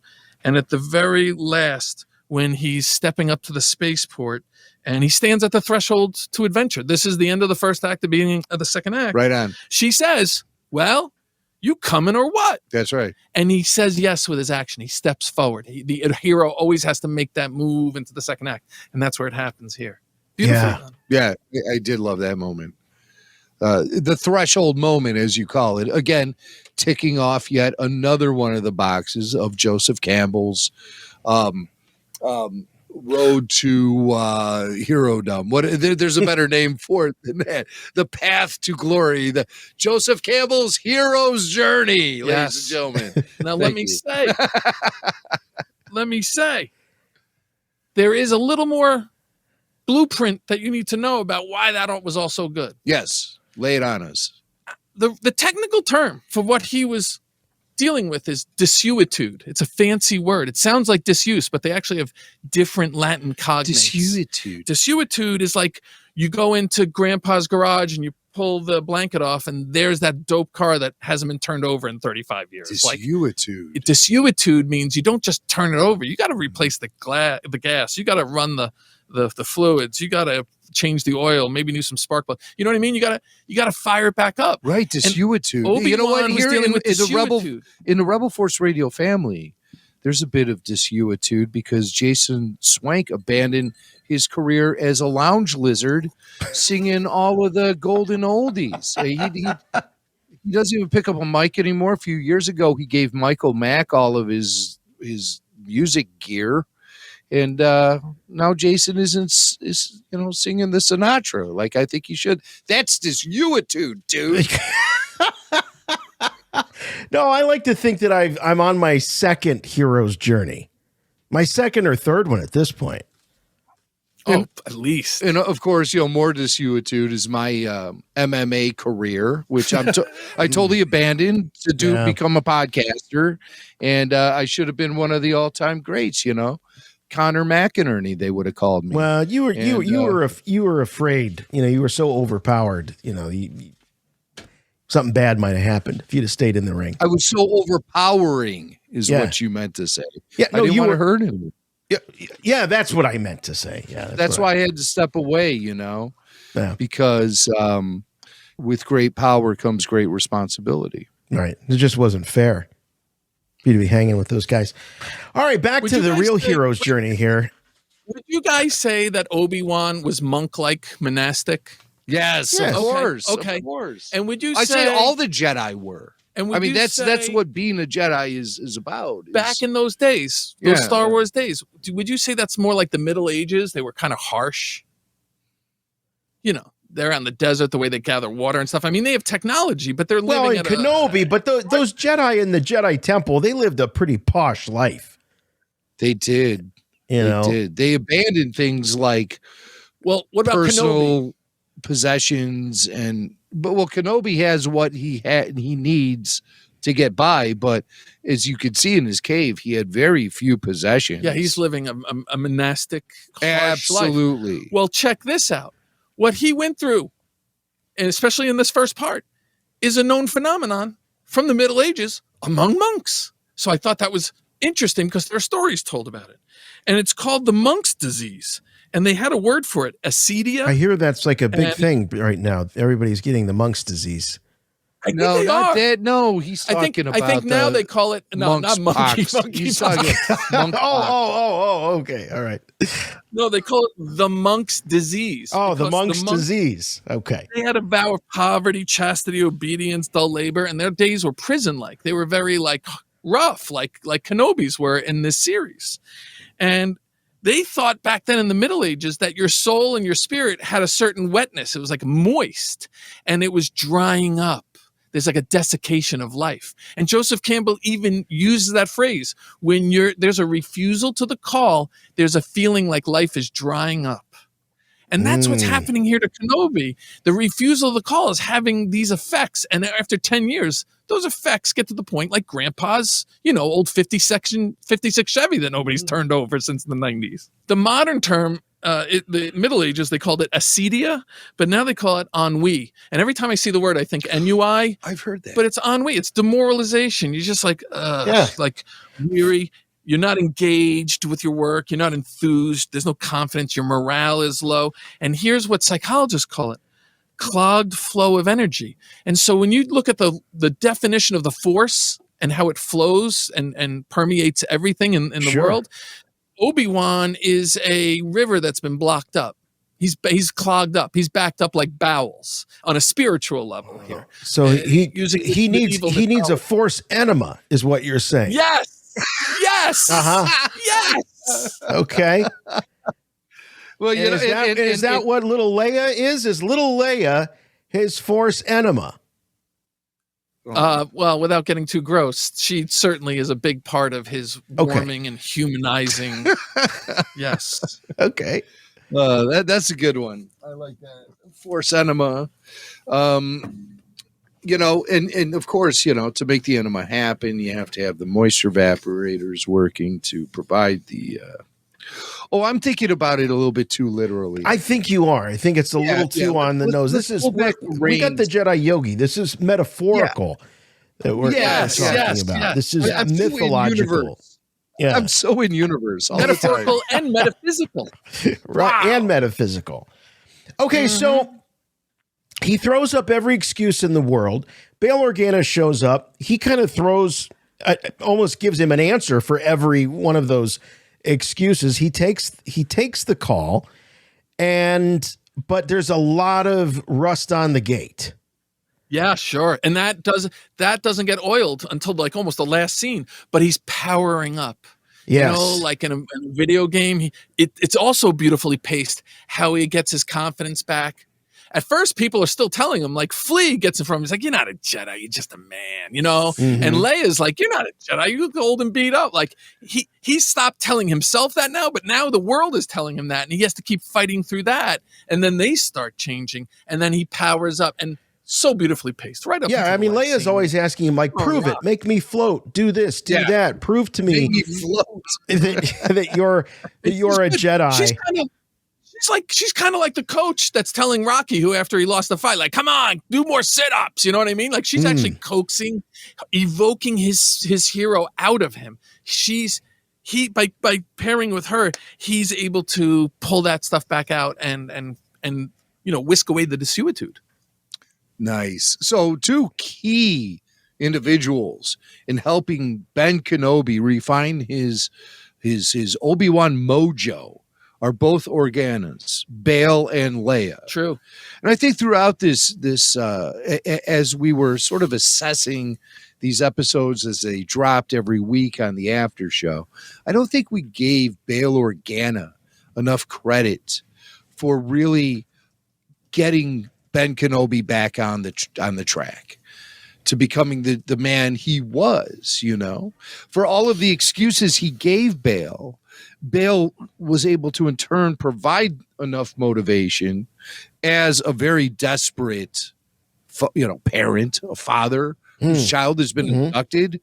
Bail will go to any lengths to try to ensure her safety. Yes. So we make even by risking everything, by going to Tatooine to visit Obi-Wan in his cave where only Bail Organa. Who else knew Ben was there? Yoda, maybe? I mean, we don't even know that. He's going to blow the cover. He's going to expose himself. He could potentially expose Leia. All of these things, it doesn't matter to the parent who is desperate to save their child. Right. Yeah. When the hero is on the adventure, and it's an authentic adventure, as Campbell says, doors open that you did not previously see, and angels come through those doors and guide you. You hadn't seen the angels. And Obi-Wan had several angels, and I look at Bail as the authentic senatorial complement to the inauthentic Jedi. They both, in parallel, were supporting him left and right. You can look at them as two of the tracks that the train goes on. They both got Obi-Wan where he needed to go. One was a total faker, and one was like one of the kings of the galaxy. Yes. I was going to ask you about, is it Haji? Ewan McGregor referred to him as trickster today. In the yes. Which also has a very mythological background. That trickster character that kind of throws the hero off kilter a bit. How fine is the line between trickster and scam artist? Well, he was definitely a scam artist. Yeah, but as far as being an angel for Obi-Wan, he was a trickster. And I would also say all the moves that he uses as a trickster to help Obi-Wan, Bail uses too. He's just a senator and he's legit. they're the mirror images of each other. One's a counterfeit bullshit artist. One's, he's got the silver tongue. He's one of the slickest dudes in for 4 parsecs in all directions. You know what I'm saying? But they're both using the same moves. Because look, Bale sent him a signal, and when that didn't work, he showed up. That's a gangster move, to show up and get in your face and say, "You're gonna go." Yeah. Right. All right. Well, I want to ask you about the one of the biggest moments in the series, and it comes fairly early on. And Deborah Chow in A Jedi's Return, the documentary, made a lot out of this. Is the fact that he finds out that Anakin Skywalker is not only alive, but he is Darth Vader. And I'm curious, what part does that play in his hero's journey? Compare it to Luke finding out at the end of Empire that Darth is his dad. Mm-hmm. It's a hell of a cliffhanger for starters. Right, sure. But it is a shockwave disclosure. It is a shockwave reveal. Has the same mythological, like, boom, boom, boom. So what is? At this point, Obi-Wan is in the same position as being somebody who, in the late 30s, had a chance to kill Hitler and didn't. You know what I mean? Like, twice. I could have killed this guy. Yeah, twice. Yeah. And what is his actual? If we look at him from the hero's journey perspective, is saving Leia, is that just sort of, a MacGuffin? What is his actual goal? Well, when he finds out that his former pupil is now poised to wreck the galaxy, what I really loved at the opening scene on part 1 is when we meet the Grand Inquisitor and he walks into the bar and explains what Jedi are. And he says, compassion for them is an itch they have to scratch. What does he say here? I have actually the line he says. They can't help themselves. They cannot help being who they are. Their compassion leaves a trail. So now what could evoke Obi-Wan's compassion more than knowing that the guy he was responsible for is poised to wreck the entire universe? Like, that's the biggest calling possible. And that really shakes the dust off. And that's a major motivator. Yes, because he's carrying all of that guilt. He learns the fact at the midpoint, at the end of the 3rd part in a 6-part series. The midpoint is always a part mythologically in a well-structured Hollywood movie that goes, bam! You can look at, if it's a 90-minute movie, you can go to minute 44 and watch 2 minutes and go, okay, something huge is happening here. And that's when he learned. Yes. Do you find any parallels between Obi-Wan's story about removing himself from the galaxy? I mean, sure, he was on a mission to watch Luke, but he was just like mired in guilt for all of this time. And I think that really, it's not really him being removed from the galactic conflict, living in a cave by himself on Tatooine. I think the thing that really changes him the most is the guilt he has to live with. And he's living with it by himself, totally isolated. And so I was just wondering if you knew of any examples throughout mythology or storytelling where we had a hero who was saddled with that kind of baggage. Well, in our current modern sports mythology, they're on ESPN almost every night. Think about the Cubs. When they dropped the ball in the 2003, 2004, they could have closed it out and gone to the World Series, and that fan reached out. The Bartman game, yes, I do very much remember that. Look at Bartman. Where's he now? Does he put his head on the pillow thinking, Well, don't get me talking about my opinions of that guy. He should have cashed in with a book, a TV movie, anything. But he just put his head in the sand and wallowed. I mean, much like Ben, I guess he felt the guilt. But he should have cashed in. Like Kenobi couldn't cash in because he had to remain hidden. So at least Bartman had an out. But I remember Kenobi really didn't. A There's Miami really nothing he landlord could do. actually offered Bartman a free apartment for a year to get out of Oh, Chicago. He's like, that- dude, you got to get out of there. Come on that down guy here. Thanks coulda- for helping us out. He left so much money on the table. I mean, You want to talk about regret? I've been saying for years. I lived in Texas for a few years, and I was surrounded by country music for 3 years, and I realized, oh, this entire genre is about regret. oh, the whole tear in my beer You kind of can't, thing. you can't listen to a single country song without some. That's true. That's true. Maybe, there's exceptions and all, but still, it's a beautiful. So we have a lot of regret in our culture. Our culture's mythological needs for regret are being expressed through almost every channel possible. Is there anything significant in the way that his grief evolves from, thinking that he killed his best friend to, no, I didn't kill my best friend, but he grew into this monster that is, It's a double twist. posing That's not this- a twist. That's right. Yeah, it That's is a a double double twist. twist. Yes. yeah. You just when you think you're going this way off the diving board, you go back to this way. I mean, Right. it's a high degree of difficulty to pull off. It's a bang bang moment. Yes. And how do you think that changes then the way that he looks at his own journey, what he's on? Does it change anything, or is he still just trying to, save the princess, so to speak, and get her back to the castle? Well, he's the hero of multiple adventures, and the princess you could look at as the small, specific adventure, but there's also the bigger adventure happening. Mm-hmm. And there's actually the adventure against Darth Vader, but there's also the adventure of him becoming a fully empowered Jedi again. And so that's why the pacing is so beautiful, because he learns that at the moment where he's just getting his chops back. I mean, he's actually at this point still throwing punches. He doesn't really pull out the lightsaber that much at this point. Yeah, and he hurts his hand in one moment. Like he throws a punch and it's, ow, I forgot how much this hurts. He punches that guy, I think, in the horn, like in his horned head.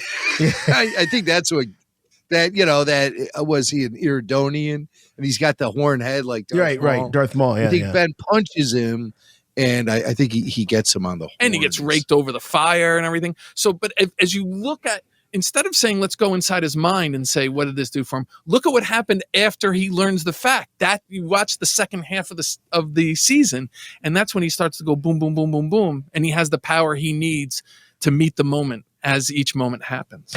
You brought up the fire. In a lot of beautiful ways. A lot of beautiful ways. I mean, the way he holds Leia's hand and whatnot, it's beautiful. Yeah, right.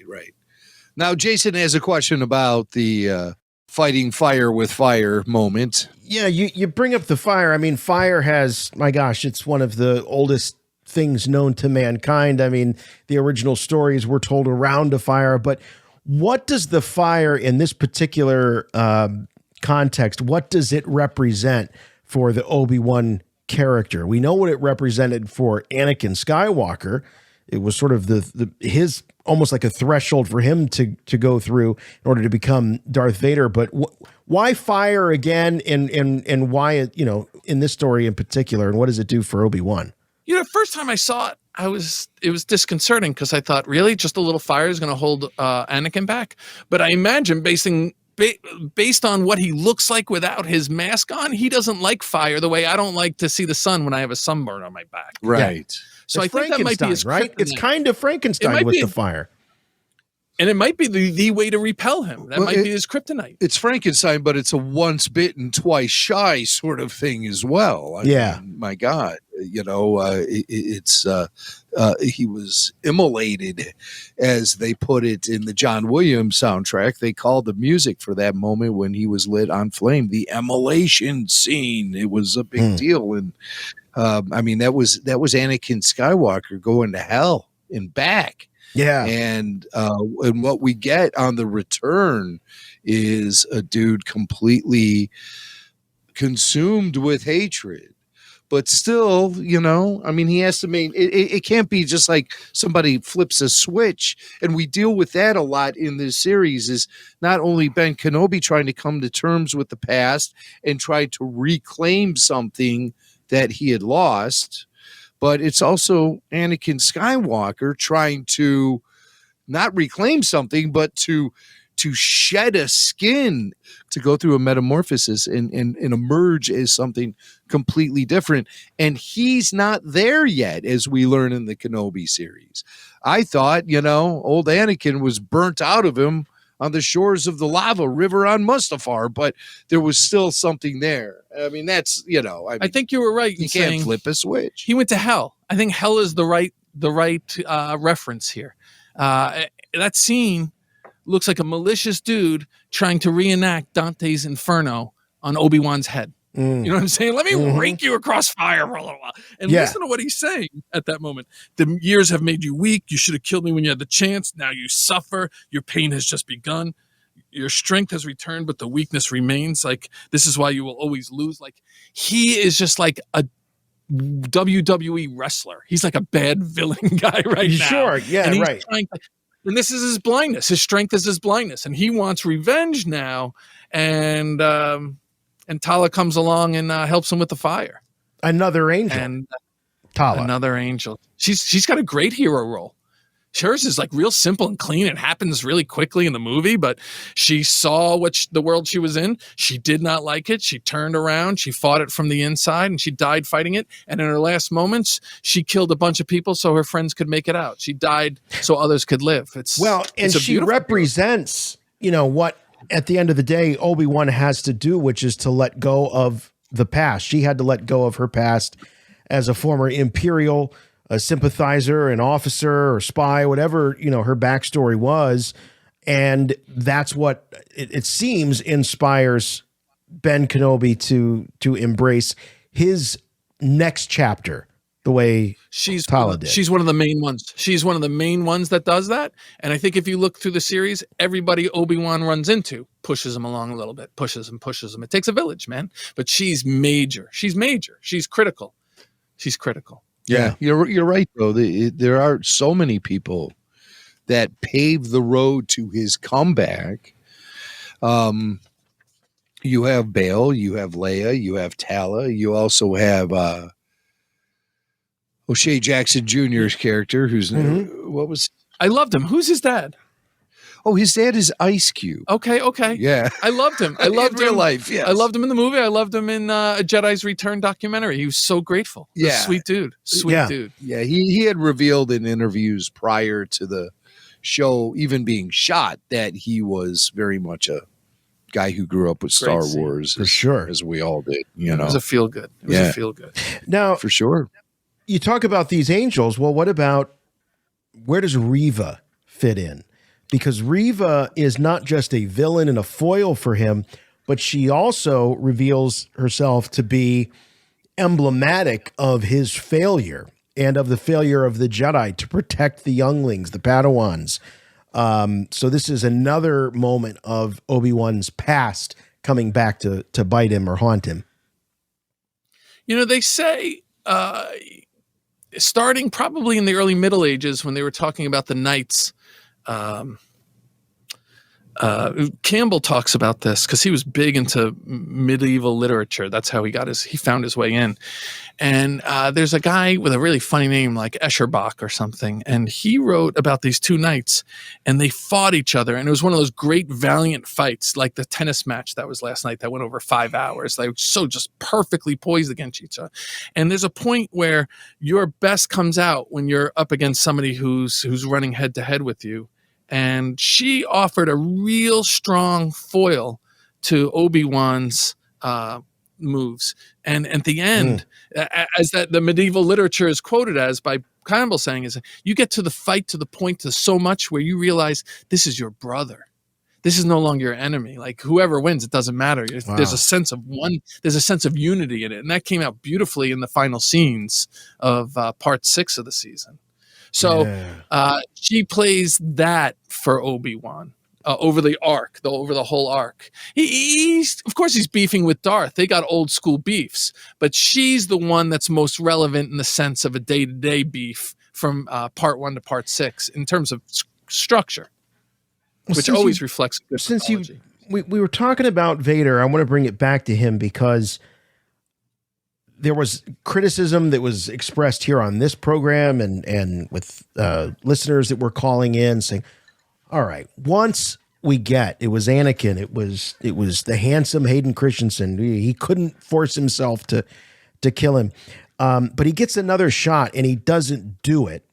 But what he walks away with is this sort of a break from the past. And John, is there anything, in our mythological history about that might explain the choice that Ben makes at the end there with Darth Vader, leaving him again, once more broken, accepting the fact that he's no longer Anakin, referring to him as Darth, and almost in sort of a condescending way, in a sense.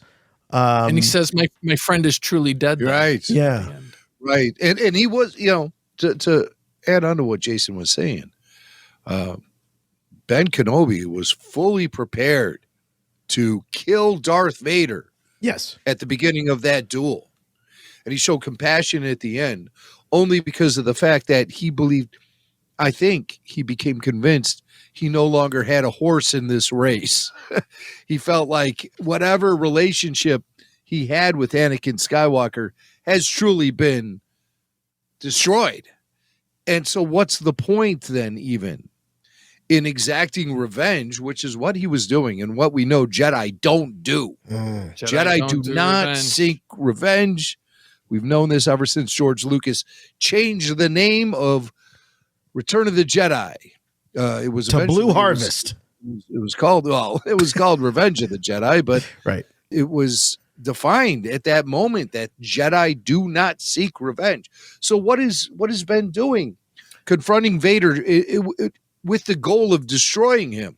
It's more about Ben Kenobi than it is Darth Vader anymore, or Anakin Skywalker even for that matter, because he's trying to destroy a mistake he believes he made in the past.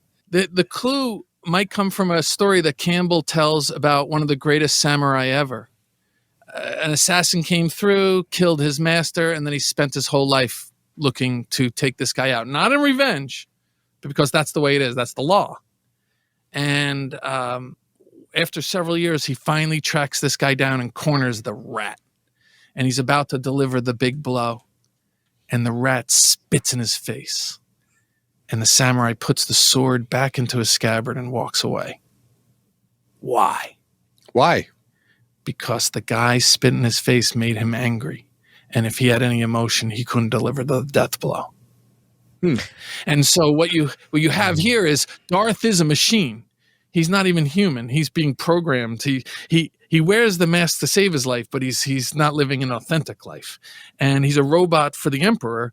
And when Obi-Wan gets the higher ground and does that crouching tiger, hidden dragon dive and slashes the mask, he reveals some of Anakin's humanity again. Mm-hmm. He's no longer pure robot. And I think they did a beautiful job using the microphone, because sometimes he sounded like Darth and sometimes he sounded like Anakin. And so he was half human, half robot. And I think that revelation, that like gleaming of the human light was just enough to make Obi-Wan realize, no, this would be revenge if I were to deliver this shot. Wow. So it has to be justice as opposed to revenge? Yes. Yeah. Yes. That has me thinking. That has me thinking a lot about another Star Wars story told recently. The much maligned Rise of Skywalker, where you have a moment where Palpatine or the clone of Palpatine, the spirit of Palpatine, whatever the hell we're calling it, and Rey are having this debate about killing him, where he needed her to kill him, strike him down in anger, for him then to be able to achieve immortality and transfer the essence of his soul into her. Her soul will then take in then the soul of Palpatine, because she has struck him down in hatred. And so that's a samurai thing, the hatred, it didn't work out for Kylo Ren, did it? No. It's No. all he did was come out with hate. Now Anakin's more controlled Kylo Ren, but same thing. It doesn't work out. I'm just thinking about it, I've been seeing Rise of Skywalker on TNT a lot. Yeah. I still do the old habit of channel surfing. I don't think people really do that anymore in the day of on demand, but I'll just pick up that remote control and just fly through all the channels, whatever strikes me, I'll land on it. And I've been landing on TNT and the Rise of Skywalker. And it seems like every time I turn on those reruns, it's at that moment where Rey has the decision I to think make. it's the Force trying to tell you something. I think this is a big moment because it does make sense. It does make sense that if she struck Palpatine down in anger, that would change her nature. Therefore, the spirit of evil would then forever or at some point, for some period of time live within her until she confronted that evil. Her lightsaber would turn red. Right. Yes. And so I like knowing that this sort of process of thinking before you strike has its foundations in samurai disciplines. When the samurai saw what the Zen monks were doing with meditation, they said, give me that too. They knew they had to be aware at every moment. You ever see a baseball, batter, 100-mile-per-hour pitch swing, and then they pull back because they realize it's not in the strike zone? Yeah. They need that kind of moment-to-moment awareness. And John, is that a baseball metaphor? I'm sorry. It is. It is. Okay. It's a straight up baseball comparison. It's pretty much lost on me, just so you know. This is a Star Wars podcast. We don't have a lot of jocks. No, I'm just kidding. I get it. I love it. So if you want, I have a fresh mythological idea to introduce if you want to shift gears here first. I'd love to. Yes, let's shift gears. Okay. We've been asking you a lot of questions. I love it. I'm prepared now for those. I'm ready. But I know you also have prepared a lot of I keep my knees interesting bent. takes, and I want to tap into that a little bit before we have to let you go. Well, I've already knocked out 2 things on my list based on the questions you asked. That's beautiful. Okay, so listen. There's 2 deeply Eastern, mythological, pedagogical moments in this series. Easy for pedagogical? Deep. We have pedagogical? The oldest school stuff. This is before, humans were writing stuff down. Okay. Now, I counted 4 times across the series where Obi-Wan tried to summon his master and failed. And then it wasn't until the adventure is over, where he's literally walking into the credits for Chris Aches, and the old boy shows up. And he says to him, I was always here. You were just not ready to see me. This is as old as it gets out there in the Eastern tradition. And let me try to explain. Yes. We grew up in the West where mom gives you a kiss, sends you into kindergarten, 1st grade, 2nd grade, 3rd grade, 4th grade, and you show up and you learn what they tell you. That's not how it's done over there with the samurai, with the Zen monks, with the whole Eastern tradition. The student has to reveal where they are by asking a question. And based on the question and how it's asked, then the master gives the knowledge to let the adventure, the mental adventure, find its way. When the student is ready, the teacher shall appear. That's it. And it's actually got a second part to it. When the student is truly ready, the teacher disappears. Oh, I never heard that part. I like the sequel. Think about that. Yeah, well, that makes sense. Think about that does make sense. Now, if you look online, it's counterfeit. People saying it's attributed to Buddha or Lao Tzu and all that.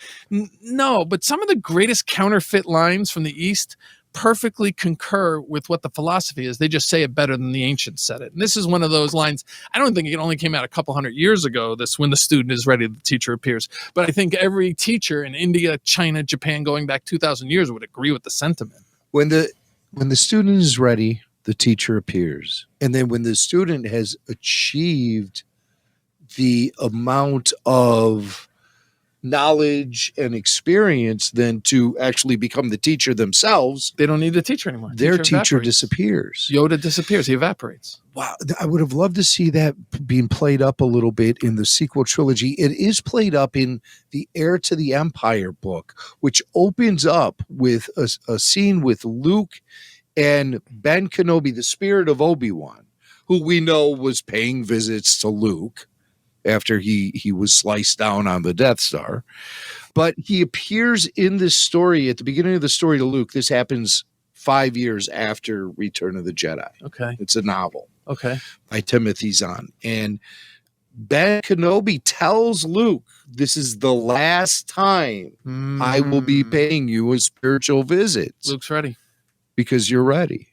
Yeah. And then, the story unfolds. That's how the story begins. Well, it's actually on display in this series because Obi-Wan does it to Leia. Leia asks the question and he gives her the knowledge. It's one of the sweetest moments in the series.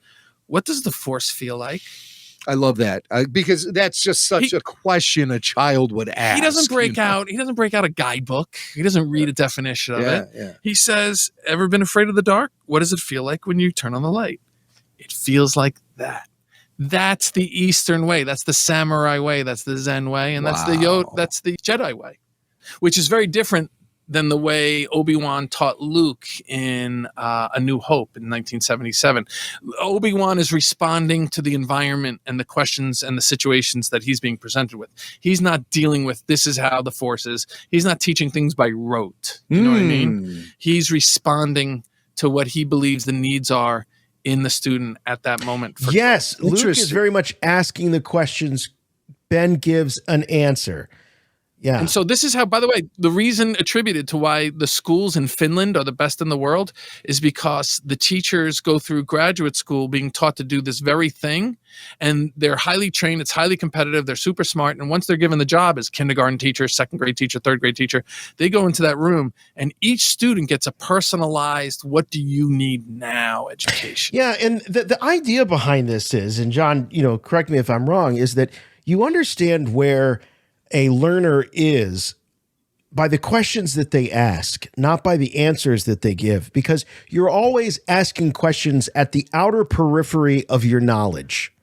You're not ever asking questions from the inside of your knowledge, the outermost edge.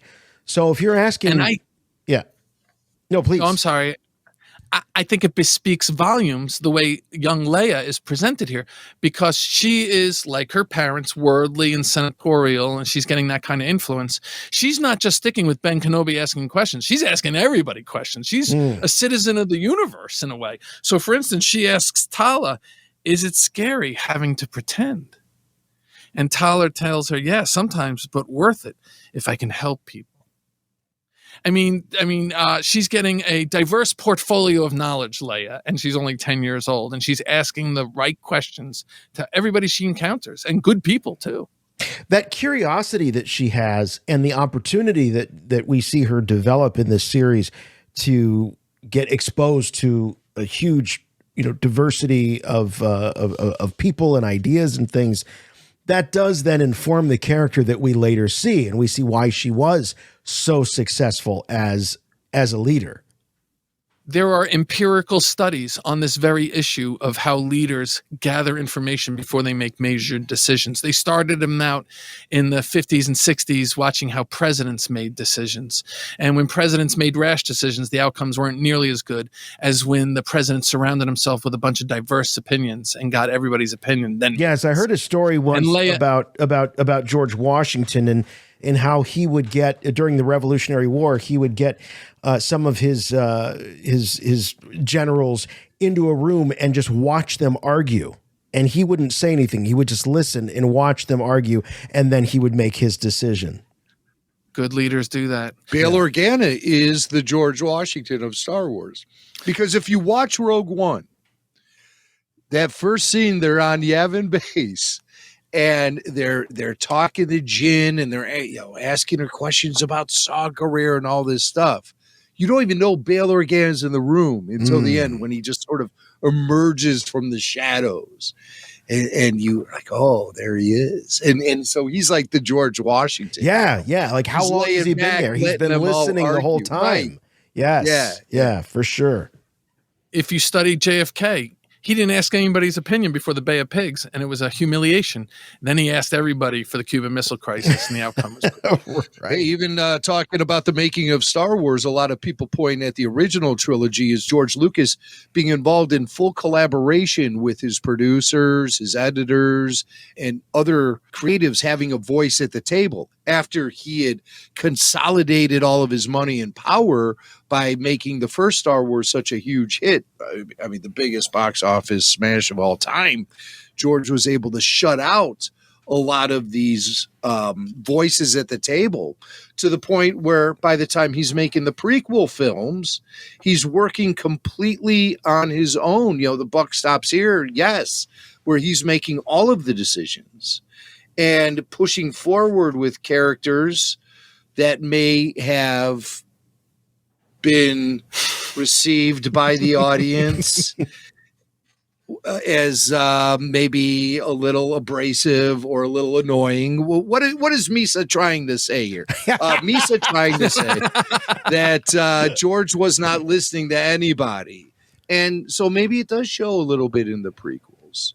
I don't make those judgment calls against George Lucas as harshly as other people do, because I think that the original Star Wars also benefited mostly from him being under the gun and under, having a small budget, hungry, young. All of those things made the original Star Wars so amazing. And you can never, ever, ever replicate that time and that series of events that led to that film becoming what it became. Some artists, it's great to become a dictator over the art. Like Picasso, get out of his way. Just let the guy keep doing it. Everything he did was great. But with when I watched A Jedi's Return today, and sometimes you see on the set all the people involved in making it, it is one of the most collaborative things on earth. You really do need to rely on a lot of quality people. Yeah, I wouldn't ding him for that, but I understand if people do. So what other kind of large elements in Obi-Wan's mythological journey do we still need to uncover? I mentioned two major mythological pedagogical moments of an Eastern flavor too.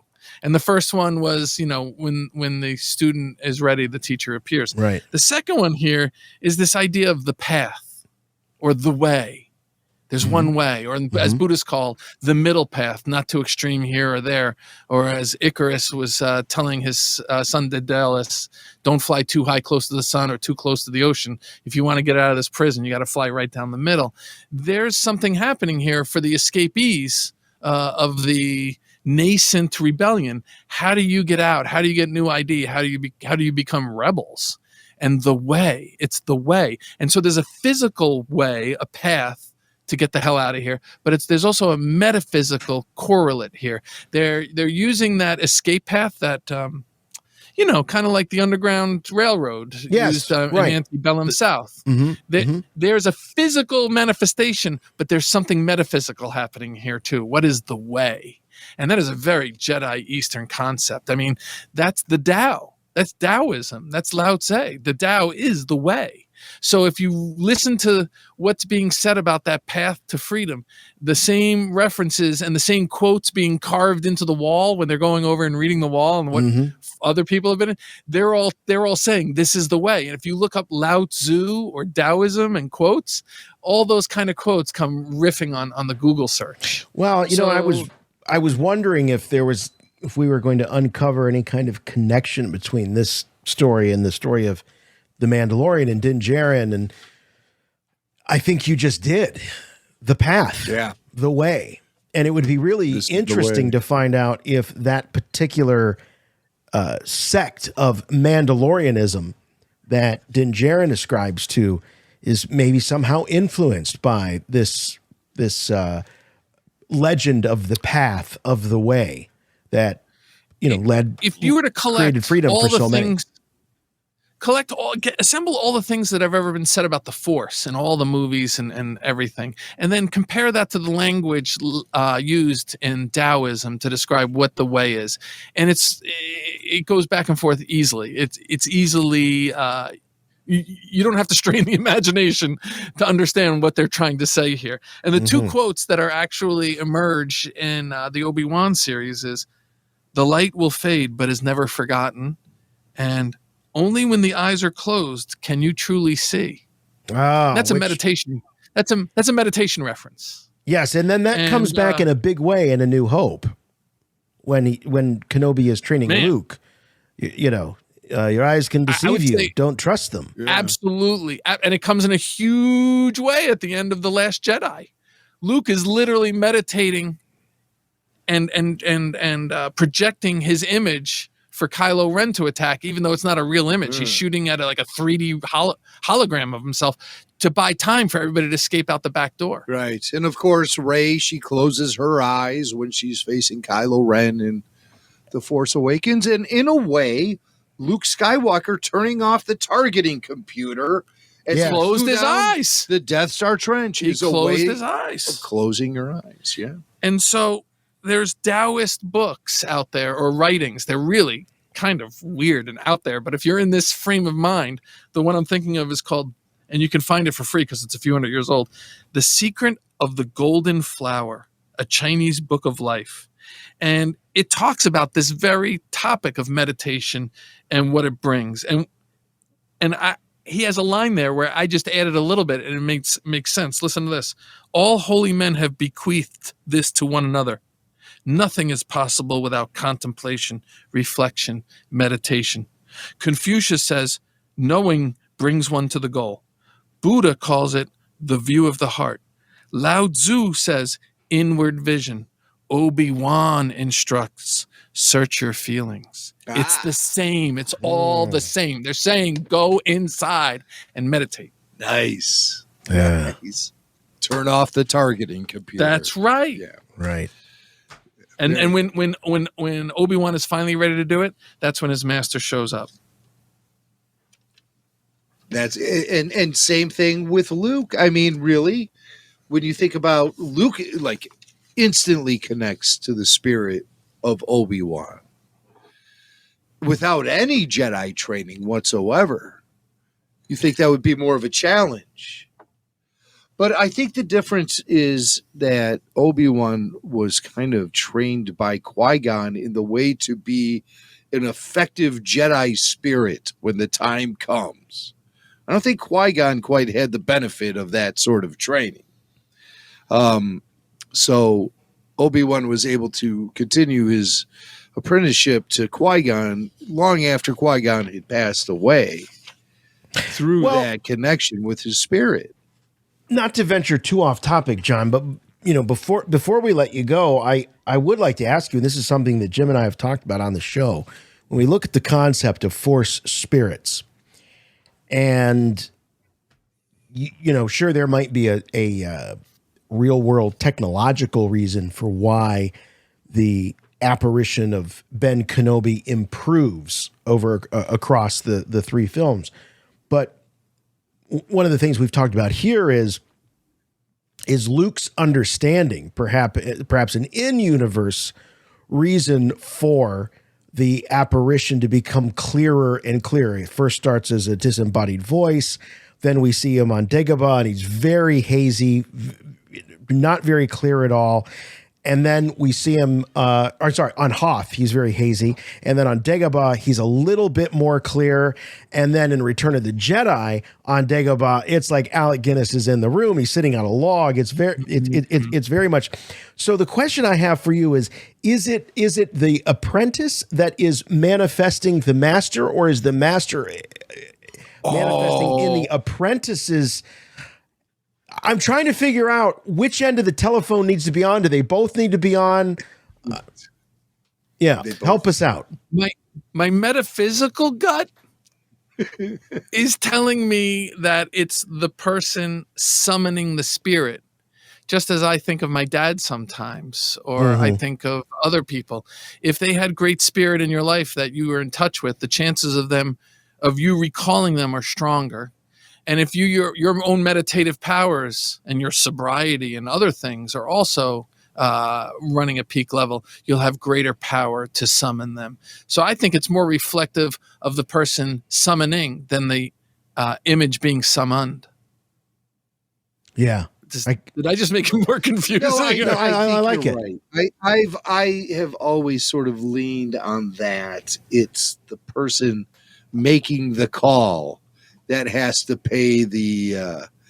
They have to put the coins into the payphone to when make the call, student is ready, the teacher appears. So Yeah, they yeah, have yeah, to. yeah, they've got to do it. They got to do it. You know, I have one more mythological blueprint point that I'm going to throw out there. Lay it on And it us. doesn't need to be solved today. I just would like to put it out there because it's such a recurring issue now. I thought I just need to address this. Right. Let's hear it. And it's been, especially during the Disney era, a recurring theme, the mythology of childhood protection and trauma. How many people have flashbacks? Like the Mandalorian. Yeah. He remembers being put into that cellar while his parents get incinerated. Force Awakens and Last Jedi. Rey is a desert scavenger. Where the hell are her parents? Kylo Ren has had some rough flashbacks of having some bad times. When Jen he was a kid. Urso in the Rogue One. Han and Kura are orphans stuck working in a gang of thieves. Jin is the little girl. She watches her mom killed. Yeah. And then she herself steps out during a firefight and saves a little girl. That's She right. puts her own life out there. And in Obi-Wan, we got 10-year-old Leia kidnapped by an evil flea, and Luke chased into the desert by the third sister. I mean, they're all having these Grimm brothers kind of mythological, dark, Middle Ages, folkloric, horrible childhood moments that if it happened today in the suburbs would be like, call the cops, get a 300 psychologists. Let's go through therapy on this. And it's a recurring thing that is of mythological dimension. It's certainly formative in all of their lives. They're getting multiple flashbacks. And what is Disney doing here? And was this before Disney? I don't remember really this happening back in the day, but man, childhood trauma is a thing right now. Well, Disney's always been into that. I mean, Ever look since at Finding Bambi. Nemo. Bambi. Oh, Finding Nemo, Bambi, Cinderella, Snow White. Yes, they've all had major childhood trauma. I mean, that's almost a trope with Disney stories. In this series, Leia is Little Red Riding Hood. She goes running into the woods, and some wolves go and chase her and grab her and swallow up her and take her away, and they pretend to be. And so anyway, I'm seeing a lot of Grimm brothers. Now, in the past 30, 40 years, the Grimm brothers fairy tales have been removed from libraries because it makes people uncomfortable. Well, that's the whole point. I mean, to read those books is to have a mythological experience that go, oh my God, that's terrible. But there's a truth behind it. And when you lose the metaphysical stories and the cartoons are rounding out the edges, not making them so sharp anymore, making them more palatable to the modern palate. I don't think it's a good idea, but Disney's doing it. It's making it uncomfortable. Snatching a little girl out of the forest is not a politically correct thing to be showing out there. Well, there's not much that's politically correct these days, to be honest with you. But no. I'm glad. Wow. I prefer to lean on your Little Red Riding Hood connection there. That sort of soothes my anxiety over the whole situation, John, you never disappoint, man. Did you nail it? Is that it? I think I gave you guys some material to work with. I think you gave us a ton. No, this is always a thrill, and I know the listeners love when you come on and lay it all on us. We get emails and voicemails saying, hey, have him on more. It's always my favorite episodes when he's on. So thanks, John. It's great. And I love the fact that we take the time to look at this from the 50,000-foot view, because I think that's one of the things that sort of, Star Wars commentary and analysis can get really bogged down in the minutia of things. And I love that we have this opportunity at the end of one of these big arcs of these series to talk to you and kind of really get perspective on what it's all about. And it's all about mythology and these things that these stories and these ideas that connect us as human beings. And I love that you're here to help us with that.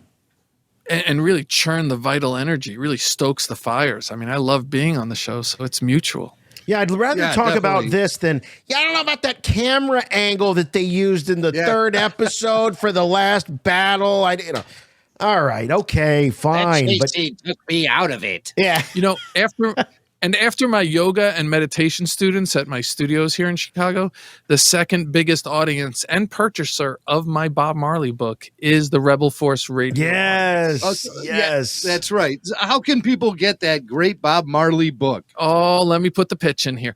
Dinnerguestpress.com. Do we have it? Oh, yeah. We must have a copy so around here somewhere. There's a special. Yes. Dinnerguestpress.com is the website. Bob Marley wants you. Emancipate yourself. John is an author. He's written a couple of different books. This one is about Bob Marley and kind of his hero's journey. Yes. It's Great hero's journey. It's a cool graphic novel. And it's the artwork is just brilliant in it. There are Star Wars connections. Lots of Star Wars. There's lots of Star Wars Easter eggs in there, actually. There's over a dozen of them. And if you buy the book, you get a free book bag. Look Bob at that. Marley dancing. Hey, it's Bob back Marley to school singing with time. the I mic. know the kids need Yep.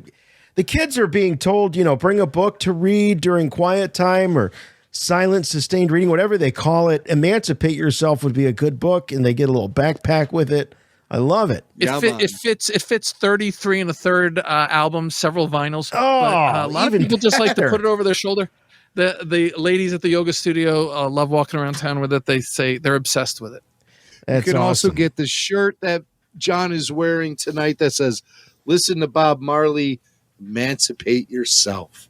And that was a great lyric of Bob's, emancipate yourself, and emancipate yourself from mental slavery is actually what he said. And that's a good lesson in life to avoid getting into that mental vortex that we find ourselves in. I would say it's also exactly where Obi-Wan found himself, and he had to emancipate himself from certain mental slaveries in the series. Yeah, man.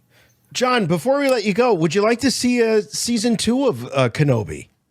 Hell yes. All right. Is there more story to be told, you think? Is there more journey to that hero's story? Hey, man, that's the nature of Jedi. Every day they wake up, they've got heroes' adventures waiting for them. They don't even know what they are until they get them some days. Wow.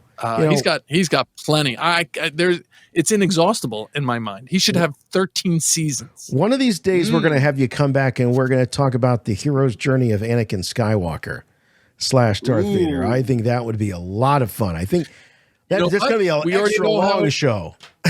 We know how it ends. And well, we do know how it ends, but what are the mythological parallels? What are some of the other great heroes that have had similar rises and falls as Darth Vader, Anakin Skywalker? I'd love to talk to you about that. Well, we know people whose every day is hell, and we just hope for that redemption right before they go down.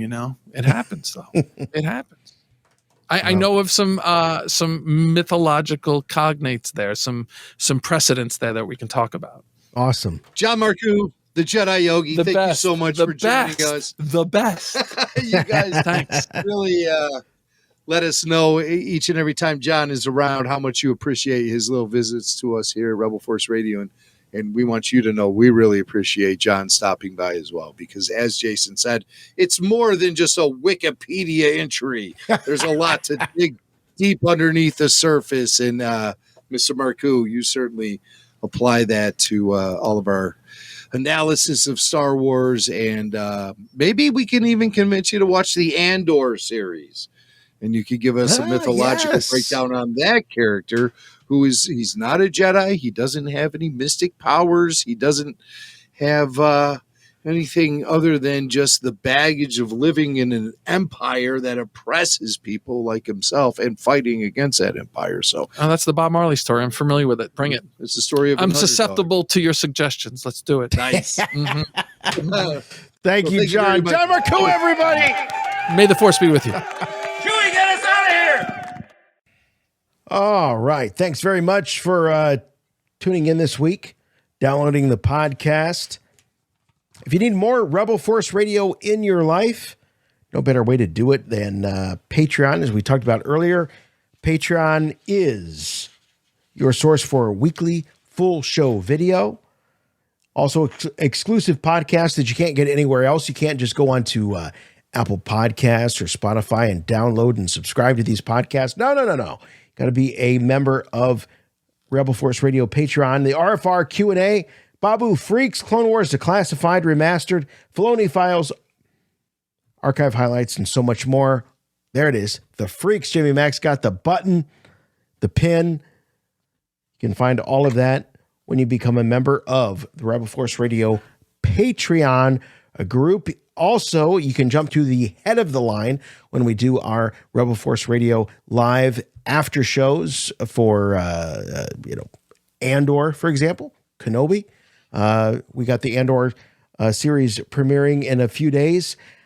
So make sure that you are there and get full access to jump to the head of the queue when you call in to sound off about what you like, what you don't like, what you're observing on the new Andor series. You can also join a community of the greatest Star Wars fans in the galaxy. Yeah, we just like to talk about Star Wars on the merits of it being Star Wars, devoid of all that other crap. You know what I'm talking about. Also, support our sponsors. We love our sponsors. This week's show brought to you by the good folks at MeUndies and Indeed. So check them out, please. And they help to make this show possible. So please give them all the love that you can. If you need more Rebel Force Radio and you're, little tightening up the belt a little bit, you can go and get some free stuff at the Rebel Force Radio YouTube channel. Go to youtube.com/Rebel Force Radio. It is a really, it's an archive. It's a repository of some of our best material over the last 15 years. Check it out. Classic interviews, parodies, and bits. And, of course, all of the latest after shows, whether it be the Bad Batch or the Kenobi series or the Book of Boba Fett, The Mandalorian, seasons 1 and 2. It's all there at Rebel Force Radio on the YouTube channel. So go to youtube.com/Rebel Force Radio. Also, new full show audio each and every week. When we release a new Rebel Force Radio show, you'll see the full show audio released as a premiere, and you can enjoy it with other Rebel Force Radio listeners. We would love to have you talk to us in between shows. You can send us an email, show@rebelforceradio.com, or the voicemail line 708-320-1737. That's 708-320-1RFR. We need some voicemails. Fill us up, give us a call, and chat with us, and you may hear your voicemail or your email read on the air. We're on all of the social media channels, Twitter, Facebook, Instagram. Check us out there. But the number one way you can support us is to suggest us to the Star Wars fans in your life. You know, you're around the water cooler talking about the latest episode of Andor or Kenobi, whatever it is. Tell them about Rebel Force Radio. Say, hey, I listened to this podcast, Rebel Force Radio. You might like them. Check them out. We are streaming on all of the major podcatchers. Could be Apple Podcast, iHeart, TuneIn, Spotify, Stitcher, Amazon, Audible, Pandora, Samsung. Anywhere you can find podcasts, you'll find us here at Rebel Force Radio, and you will find us here next week on RFR. We'll see you next time. For Rebel Force Radio, I'm Jason. And I'm Jimmy Mac. And remember, the Force will be with you, always. See you next time.